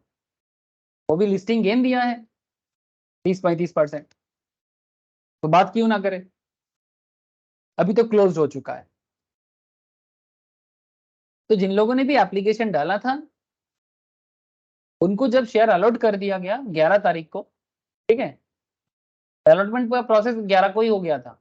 जिनको मिला था ना, उनको 11 तारीख को ही पता लग गया था, मैंने 2 दिन 3 दिन पहले, कि भाई मेरे को तो मिल गया। अब लिस्टिंग गेन हुआ कि नहीं हुआ वो तो आज पता चला, जैसे कि हुआ है आप लोगों को पता लग गया। पर लॉट में 5,000 के आसपास प्रॉफिट कर लिया बंदे लोगों ने, जिन लोगों को मिला है, ठीक है। सो चलो मजा आ रहा है। In fact with the sending of allotment letters, the company starts to process of allotment and is nothing but acceptance of offer made by the applicant of securities. बस इतनी सी बात है। चाहे लैंग्वेज इंग्लिश में लिखा हो या बंगाली में या हिंदी में, उसमें मतलब थोड़ी ना बदल जाते हैं। मतलब वही रहता है, प्रोसेस जो हुआ है वही हुआ है। अब लैंग्वेज जिसका जो है थोड़ा देख लो। अब एग्जाम तो आप लोग अपने भाषा में नहीं दे सकते, हाँ हिंदी में देने का प्रोविजंस है, लेकिन आप तो इंटर तक ही दे सकते हो। लेकिन आई होप कि आप लोग इंग्लिश में ही सब कोई कर रहे हो। तो इंग्लिश में अगर इशू है किसी को, थोड़ा इंग्लिश को डेवलप करो सर, बिकॉज ऑफिशियल काम इंग्लिश में ही होता है। सो उसमें मैं कुछ नहीं कर सकता आप लोग जानते हो क्या करना है। अच्छा, लीगल प्रोविजंस गवर्निंग अलॉटमेंट, माने मैं बेसिकली ये कहना चाहता हूँ कि जो भी आप पढ़ रहे हो ना, ये सब इजी चीज है। कई बार specially in case of law मुश्किल होता है इंडियन स्टूडेंट्स के लिए, स्पेशली जो लोग वर्नाकुलर लैंग्वेज में पढ़ाई किए हैं, माने लोकल लैंग्वेज में, माने अपना अपना मदर टंग में, लाइक हिंदी में, बंगाली में, उड़िया में, जो भी जिस भाषा में लोकल लैंग्वेज में पढ़ाई किए, उनको उनका अगर इंग्लिश स्ट्रांग नहीं है तो कई बार मुझे जो टफनेस दिखता है स्टूडेंट को, जो चैलेंज फेस करना पड़ता है, that is only the English language. बाकी अगर आप लॉ समझ जाते हो सर, समझना ज्यादा आसान मतलब टफ नहीं है, जस्ट आपको इच्छा होना चाहिए। Legal provisions governing allotment, allotment के बारे में जो लीगल प्रोविजंस है वो कहाँ बोला गया है? सेक्शन 39 में बोला गया। Section 39 contains provisions in respect of allotment of shares securities when there is a public offer। Section याद रखें, जरूरी है। पार्टदर क्या बोलते हैं? कंपनीज प्रोस्पेक्टस अलॉटमेंट रूल 2014, जिसको पास रूल भी बोलते हैं, have also been issued। Receipt of minimum amount is a must. जब एक कंपनी मार्केट में शेयर इशू करता है, उसके बाद उनको जब सब्सक्राइब उसका शेयर जब पब्लिक सब्सक्राइब करते हैं, तो रूल कहते हैं कि मिनिमम अमाउंट रिसिप्ट होना एक मस्ट है। कितना? बोलते हैं कि no allotment of any shares और securities of a company offered to the public for subscription shall be made unless the amount stated in the prospectus as the minimum amount has been subscribed and the sums payable on applications for the amount so stated have been paid to and received by the company by check or other instrument। The prospectus must state the minimum amount to be subscribed and such minimum amount must be received from the subscribers or investors at the time of making applications। मैंने simple बात कर रहे हैं, company को total जो amount चाहिए उसका एक मिनिमम वैल्यू होता है सर, वो मिनिमम वैल्यू कंपनी लिख देता है प्रोस्पेक्टस में, भाई इतना मिनिमम मिलने से हम मानेंगे कि मेरा सब्सक्रिप्शन हुआ है और मैं अलॉटमेंट प्रोसेस में आगे बढ़ूंगा। दैट इज द पॉइंट, ठीक है। जैसे कि किसी को 400 करोड़ चाहिए तो कंपनी ने बोल दिया कि कम से कम 95% मिलने से मैं बोलूंगा कि मेरा मिनिमम सब्सक्रिप्शन हो चुका है, और अगर मिनिमम सब्सक्रिप्शन हो चुका है तो मैं अलॉटमेंट प्रोसेस के लिए आगे बढ़ूंगा। ठीक है, 400 करोड़ में अगर 390-95 करोड़ आ जाता है तो भी कंपनी अलॉटमेंट प्रोसेस में आगे बढ़ता है, बिकॉज अंडर राइटर गारंटी लेता है। जो कंपनी अंडर राइटर या कमीशन लेके मार्केट में कंपनी को पैसा कैपिटल रेज करने के लिए हेल्प करने के लिए आते हैं ना सर, ठीक है, जैसे कि सेंको गोल्ड में आया है ना, कौन कहां से आया? मैं हूँ डॉन IIFL सिक्योरिटीज, एम्बिट, SBI, क्या ये लोग हेल्प करने के लिए आ रहे हैं। हेल्प मैंने ये लोग भी इनका बिजनेस कर रहे हैं कि मैं 500 करोड़, 1000 करोड़, 10,000 करोड़, 20,000 करोड़, जिसको जितना चाहिए रेज करने का पूरा हेल्प करूंगा, काम करूंगा, बदले में मैं अपना कमीशन लूंगा। ठीक है, बस यही है। तो इसलिए बोला यहाँ पर लॉ तो बोल दिया sir, receipt of minimum amount is must. ठीक है, जो कंपनी मेंशन कर देता है अपने प्रोस्पेक्टस में। Quantum of amount payable on applications, अच्छा ये भी बता दिया जाता है कि भाई एप्लीकेशंस में कितना देना है। The amount payable on applications on every security shall not be less than 5% of the nominal amount of the security or such other percentage or amount as may be specified by the Security Exchange Board of India making regulation in this behalf। Sir माने, sir माने बहुत simple है। मानो एक company अपना share का एक value निकाला, ठीक है, ऐसे तो फेस वैल्यू 10 टका होता है कम से कम, बट जब मार्केट में उसका प्राइस डिसाइड होता है मानो 300 रुपीज। ठीक है सर, IPO प्रोसेस में तो आजकल क्या है ना, आप लोग जब बचपन में कंपनी अकाउंट्स किए थे तो उसमें आप लोग share application, allotment, call money, final call, ऐसा करके किए हो ना। बट एक इंटरेस्टिंग बात यह है सर, IPO प्रोसेस में ये सब सिस्टम आजकल फॉलो ही नहीं होता। माने IPO प्रोसेस में क्या होता है कि अगर किसी को सेंको गोल्ड का शेयर खरीदना है, माने ये एप्लीकेशन में एप्लीकेशन का पैसा, फिर अलॉटमेंट प्रोसेस में अलॉटमेंट में 2 टका, मानो जैसे आप लोग एग्जाम पहले कैसे करते थे, फेस वैल्यू 10 टका है, प्रीमियम 2 टका है, टोटल मानो 12 टका। ठीक है, अब एप्लीकेशन में 3 टका दे रहे हो, अलॉटमेंट में 5 टका दे रहे हो, फाइनल कॉल में, फाइनल कॉल का भी 2 part, call final call 1, final call 2। ठीक है, मैं मान रहा हूँ कि एक ही है, चलो फाइनल कॉल में 4 टका देना है आपको। ठीक है, तो इस तरह से हम लोग क्या करते हैं, स्टेज बाय स्टेज डिसाइड कर लेते हैं। तो उसमें एप्लीकेशंस में मिनिमम कितना होना चाहिए वो रूल्स यहाँ पर बता रहा है। बट इंटरेस्टिंगली आज के डेट में प्रैक्टिकली में देखा जाए तो IPO प्रोसेस में तो आपको पूरा पैसा एक ही बार में दे देना पड़ता है। ये तो 317 टका है ना जो मार्केट प्राइस है, ऑब्वियसली फेस वैल्यू ऑब्वियसली थोड़ा सा कम ही रहता है, 5 टका 10 टका ही होता है, बट फेस वैल्यू में कौन मार्केट में आता है सर, सब तो प्रीमियम वैल्यू में आते हैं। आप लोगों को बचपन में 2 टका प्रीमियम बोल के सिखाया जाता था, बट रियल लाइफ में तो सर 200 टका प्रीमियम हो जाता है, 200-300 टका। तो what is the point sir, point और कुछ नहीं है, पॉइंट बस इतना है कि IPO प्रोसेस में कोई एप्लीकेशन अलॉटमेंट फाइनल कॉल ऐसा नहीं है, सारा पैसा एक ही बार में दे दो। लेकिन हाँ, अगर कंपनी एफपीओ इशू करता है, ठीक है, या राइट इशू करता है, बोनस इशू करता है, प्राइवेट प्लेसमेंट करता है, ऐसे सिचुएशंस में कंपनी अलग अलग करके कॉल कर सकता है, ठीक है। जैसे एप्लीकेशंस में इतना दे दो, अलॉटमेंट में इतना दे दो, फाइनल कॉल के पहले इतना दे दो, ये कर सकता है। तो इसी के बारे में बात कर रहे हैं कि कितना मिनिमम आपको एप्लीकेशंस में देना पड़ेगा, उसी के नियम के बारे में बता रहे हैं। They just want to tell that the amount payable on applications on every security shall not be less than 5% of the nominal amount of security। यानी शेयर का जो नॉमिनल वैल्यू है उसका कम से कम 5%, और सच अदर परसेंटेज और amount as may be specified by SEBI by making regulation in this behalf। या फिर अगर सेबी कोई पर्टिकुलर अमाउंट डिसाइड करता है उसके बारे में भी बताया जा सकता है। बट जैसे कि मैं आपको बताया कि आईपीओ प्रोसेस में तो कोई भी चीज फॉलो नहीं होता, ऐसा नहीं कि एप्लीकेशंस का पैसा अलग से देना पड़ता है फिर अलॉटमेंट, ऐसा आईपीओ में तो बिल्कुल नहीं है। 14,000 15,000 एक ही बार में देना है पर लॉट। अच्छा, consequence if minimum amount is not subscribed, if the stated minimum amount, जो कंपनी अपने प्रोस्पेक्टस में बोल के रखा कि मेरे को मिनिमम इतना पैसा चाहिए, मिनिमम इतना मेरे को कैपिटल सब्सक्राइब हो जाना चाहिए, if the stated minimum amount has not been subscribed and the sum payable on application is not received within a period of 30 days from the date of issue of the prospectus।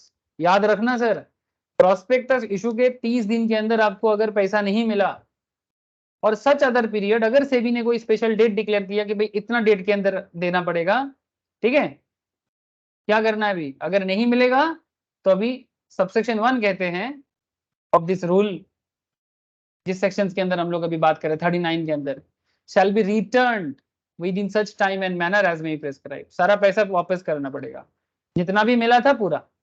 अगर company को minimum amount नहीं मिलेगा ना तो company सारा पैसा वापस कर देगा, जिससे भी जितना लिया था सब वापस कर देगा। हेलो, बात समझ में आया कि नहीं आया? हाँ सर। अच्छा, अगर किसी को शेयर नहीं मिलता है, कई बार क्या होता है ओवर सब्सक्रिप्शन के केस में ऐसा होता है कि आपने अप्लाई किया, जैसे मेरे साथ बहुत बेस केस में हुआ है सर। अच्छा शेयर में जब काफी प्रेशर रहता है ना, डिमांड हाई रहते हैं, आपको नहीं मिलता है, तो अगर आपको नहीं मिलेगा तो कंपनी रिफंड करेगा। Rule 11 subsection 1 of PAS rule. PAS rule माने prospectus and allotment of securities, ठीक है। Rule mention that if the stated minimum amount has not been subscribed and the sum payable on application is not received within the period specified therein, then application money shall be repaid within a period of 15 days from the closure of the issue, ठीक है। And any such money is not so repaid within such period, the director of the company who are officers in default shall jointly and severally be liable to repay the money with interest at the rate of 15% per annum। Sir ये किस case के बारे में बात कर रहे हैं? मानो कंपनी ने लोगों से पैसा लिया, फिर पैसा रखा अपने पास, लेकिन मिनिमम अमाउंट उनका सब्सक्रिप्शन नहीं हुआ। ऐसे केसेस में जब कंपनी सबको वापस करता है ना, रिफंड करना पड़ता है, तो उसमें जो कंपनी का ऑफिसर्स होते हैं, ठीक है, जिसके कारण कंपनी को पैसा नहीं मिला है या फिर जिसके कारण पूरा सिस्टम में प्रॉब्लम आ गया है, तब कंपनी सारा पैसा रिफंड करते हैं। और रिफंड करने के टाइम पे कंपनी को 15% का पर एनम करके इंटरेस्ट के साथ पैसा रिपे करना पड़ता है, ठीक है। लेकिन ये तब करना पड़ता है, आपको मैं क्या बताया, if the stated minimum amount has not been subscribed and the sum payable on application is not received within the period specified as per SEBI और 30 days के अंदर, तब क्या करता है कंपनी, जिनसे भी पैसा लिया था तो सारा पैसा वापस करना पड़ेगा। कब? Period of 15 days from the closure of the issue, issue closing के 15 दिन के अंदर। Any such money is not repaid within such period, the director of the company who are officers in default, ठीक है। अगर आपको टाइमली रिपे करना था, अगर आप फिर भी अगर आप टाइमली 15 दिन के अंदर आपको रिफंड कर देना चाहिए था, लेकिन आप फिर भी नहीं कर पाए, तब आपको डिफॉल्ट कर लिया जाएगा। तो जिस ऑफिसर के कारण डिफॉल्ट होगा वो ऑफिसर के कारण, अगर जिस ऑफिसर के कारण डिफॉल्ट होगा, ठीक है, तो वो जॉइंटली लायबल हो जाएंगे, ठीक है। Who are officers in default shall jointly and severally be liable to repay that money, अपने पॉकेट से देगा एट द रेट 15% पर annum। मतलब अगर आप रिफंड कर रहे हो तो टाइम पे भी रिफंड करो, टाइम पे कर दोगे तो कोई इशू नहीं है, लेकिन अगर आप टाइम पे नहीं करते हो तो फिर इंटरेस्ट के साथ आपको वापस करवाना पड़ेगा, ठीक है। जब आप लोगों को शेयर इशू ही नहीं कर सकते, है ना, जब पब्लिक आपका शेयर सब्सक्राइब कर ही नहीं सकता, तो फिर रिफंड कर दो। Which account to be used for refund? Normally जिस अकाउंट से लोगों ने पैसा दिया था अपने बैंक अकाउंट में, ठीक है। ये कहाँ बोला गया है, रूल 11 सबसेक्शन 2 में, application money to be refunded shall be credited only to the bank account from which the subscription was remitted. माने जहां से पैसा एक्चुअली कंपनी को मिला था उसी अकाउंट में रिफंड होगा, दूसरे अकाउंट में नहीं, ठीक है। Return of allotment, whenever a company having a share capital makes any allotment of securities, it shall file with the register a return of allotment in such manner as may prescribe। Allotment, return of allotment को register के पास बोलेगा। Time limit for filing return of allotment, इसके बारे में section 12 subsection 1 बताता है। PAS rule again, wherever a company having a share capital makes any allotment of its securities, the company shall within 30 days thereafter file with registrar माने ROC या return of allotment form PAS3, याद रखना ये सब form का number और साथ में रूल। जो भी प्रेस्क्राइब फी है, फी के तहत आप अपना अलॉटमेंट को रिटर्न करो, और उसके लिए रजिस्टर को भी बता दो कि भाई हमने रिटर्न अलॉटमेंट का रिटर्न को फाइल किया है। कई बार क्या होता है, ये जो PAS3 होते हैं ना, रिटर्न ऑफ अलॉटमेंट का रजिस्टर के पास जमा करना, इसका कुछ चीजें अटैच भी करना पड़ता है, ठीक है। There shall be attach to the form PAS a list of allottees stating their names, कि कौन किसको किसको अलॉट किया गया था, उनका नाम क्या है, उनका एड्रेस क्या है, क्या ऑक्यूपेशंस क्या है, if any, and number of securities allotted, कितना शेयर अलॉट किए थे, ठीक है, हर ईच अलॉटी को, and the list shall be certified by the signatory of the PAS3 being complete and correct as per the record of the company। माने जो भी data actual में हुआ है वही डेटा दिखाना चाहिए, ऐसा ना हो कि लिया कुछ दिखाया कुछ, ठीक है, हाथी के दांत दिखाने के और खाने की और, ऐसा ना होना चाहिए, ठीक है। नहीं तो पैसा मार लेता है ना, फ्रॉड हो सकता है, इसीलिए ये सब बात करना पड़ रहा है, ठीक है sir.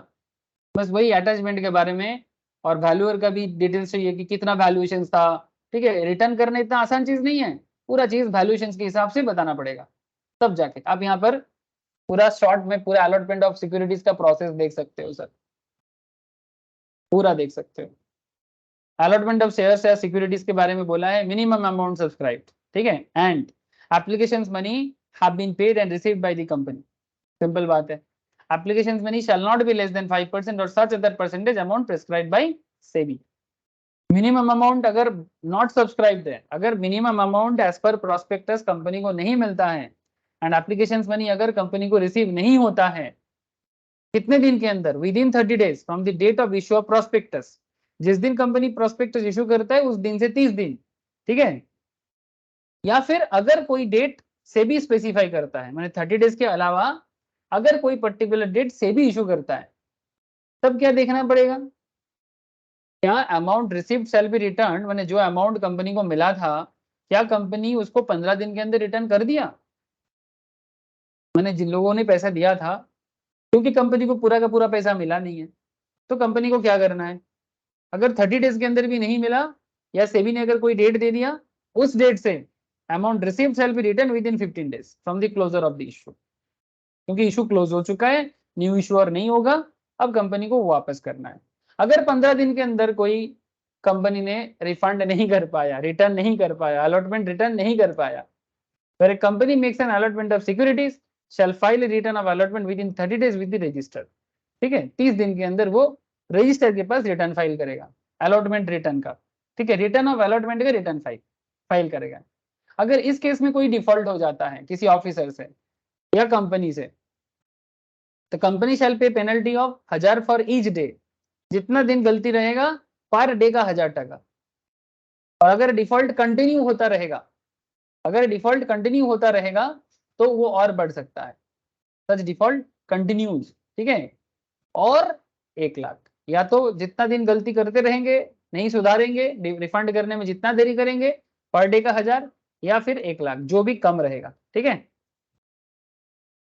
Whichever is less. whichever is less, वो पेनल्टी भरना पड़ेगा। ठीक है, यही है सर। इसी तरह से आपको आप लोगों को पढ़ते रहना चाहिए। जैसे यहाँ पर एक क्वेश्चन दिया है, after having received 80% of the minimum subscriptions. ठीक है, कंपनी ने बोला कि हमको मिनिमम सब्सक्रिप्शन 80% चाहिए, as stated in the prospectus. Raksha detective instrument limited company का नाम है, before finalisation of the allotment withdraw 50% of the said amount from the bank for the purchase of certain assets। मैंने company के पास जैसे ही पैसा आना चालू हुआ, कंपनी का मिनिमम सब्सक्रिप्शन था 80%। से फॉर एग्जांपल कंपनी को चाहिए था 400 करोड़, अगर इसका 80% भी मिल जाता है तो ये मिनिमम सब्सक्रिप्शन माना जाएगा एज पर दी प्रोस्पेक्टस। अब जैसे ही 50% रिसीव हुआ कंपनी के पास, ठीक है, कंपनी ने क्या किया, उसको बैंक अकाउंट से विथड्रॉ कर लिया। ठीक है, उसका पैसा है वो यूज कर ही सकता है, the said amount from the bank for the purchase of certain assets. लेकिन ऐसा नहीं कि पूरा प्रोसेस कंप्लीट नहीं हुआ और आप पैसा यूज करना चालू कर दिए। ठीक है, तो thereafter it started allotting दी। अब उसके बाद उसने क्या किया, कुछ एसेट भी खरीद लिया कंपनी के लिए। उसके बाद कंपनी शेयर अलॉटमेंट प्रोसेस में आया। ठीक है, रश्मि वन ऑफ द सब्सक्राइबर, जिसको 1000 इक्विटी शेयर दिया गया था कंपनी की तरफ से। ठीक है, however he refuse to accept the allotment, but वो एक्सेप्ट नहीं किया on the ground that such allotment was violative of the provisions of companies act 2013। Rashmi जो है उसको 1000 शेयर अलॉट किया गया था, बट उसने एक्सेप्टेंस नहीं किया अलॉटमेंट प्रोसेस में, क्योंकि उसको लगता है कि ये कंपनीज एक्ट का रूल वायलेट किया है कंपनी ने। क्यों? क्योंकि कंपनी ने मिनिमम सब्सक्रिप्शन रिसीव होने से पहले 50% यूज कर लिया अपने बिजनेस पर्पस के लिए। उसके बाद कंपनी ने शेयर सब्सक्रिप्शन अलॉट किया। आपको as per company law section 39 के तहत इसका आंसर देना है। According to the above example, Raksha detective instrument limited received only 80% of the minimum subscription as stated in the prospectus. Since minimum amount has not been received in full, the allotment is in contravention of section 39 subsection 1 of the Companies Act, which prohibits a company from making any allotment of securities until it has received the amount of minimum subscription stated in the prospectus. Further, under section 39 subsection 3, such company is required to refund the application money received to the applicants, that is 80% of the minimum subscription के तहत। Therefore, in the present case, Rashmi is within her rights to refuse the allotment of shares which has been illegally made by the company. रश्मि के पास right है, वो company का ये allotment process में reject कर सकता है। क्यों? क्योंकि कंपनी को मिनिमम सब्सक्रिप्शन ही नहीं हुआ था, कंपनी कैसे अलॉटमेंट प्रोसेस में पार्ट आ गया, है ना? जो आपने अभी अभी पढ़ा सर, जस्ट मैंने ही आपको पढ़ाया। अरे बातें समझ में आ रहा है, मानता हूं सर डिटेल्स है, बट सर लॉ का कोई शॉर्टकट नहीं है सर, क्या कर सकते हैं? मैं कौन सा चीज शॉर्टकट करूं बताओ? अगर मैं शॉर्टकट करना चाहूं तो आप लोग कट शॉर्ट हो जाओगे, इसलिए मैं ज्यादा शॉर्टकट नहीं करना चाहता। मेहनत हमें भी करना है, आपको भी करना है। मेहनत से भागेंगे तो दोनों मरेंगे सर। ठीक है, तो आई होप कि आप लोगों को समझ में आया सर कैसे लॉ पढ़ना है, कैसे लॉ का क्वेश्चन आंसर रीड करना है, और किस तरह से लॉ को अंडरस्टैंड करना है, प्रैक्टिकली फील कैसे करना है।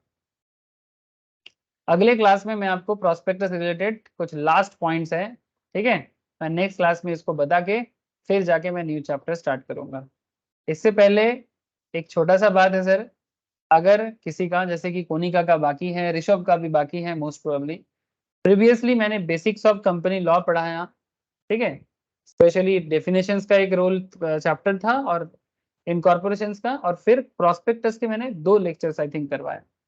आप लोग एक काम करो सर, ये जो अगला हफ्ता बीच में एक हफ्ता गैप मिलेगा आप लोगों को, आप लोग ना फटाफट ये सब चैप्टर के साथ थोड़ा एट पर हो जाओ, हेल्पफुल होगा, बहुत अच्छा रहेगा। ओके अच्छा हाँ sir. Sir, okay Rishabh, Konica বোঝা গেছে কথাটা? হ্যাঁ স্যার বুঝেছি। ঠিক আছে, सनन क्लियर है? हाँ सर। ठीक है सर, फिर गुड नाइट फिर आज। नोट्स कलेक्ट कर लेना अगर किसी के पास नहीं है तो। Okay, good night sir. Good night sir.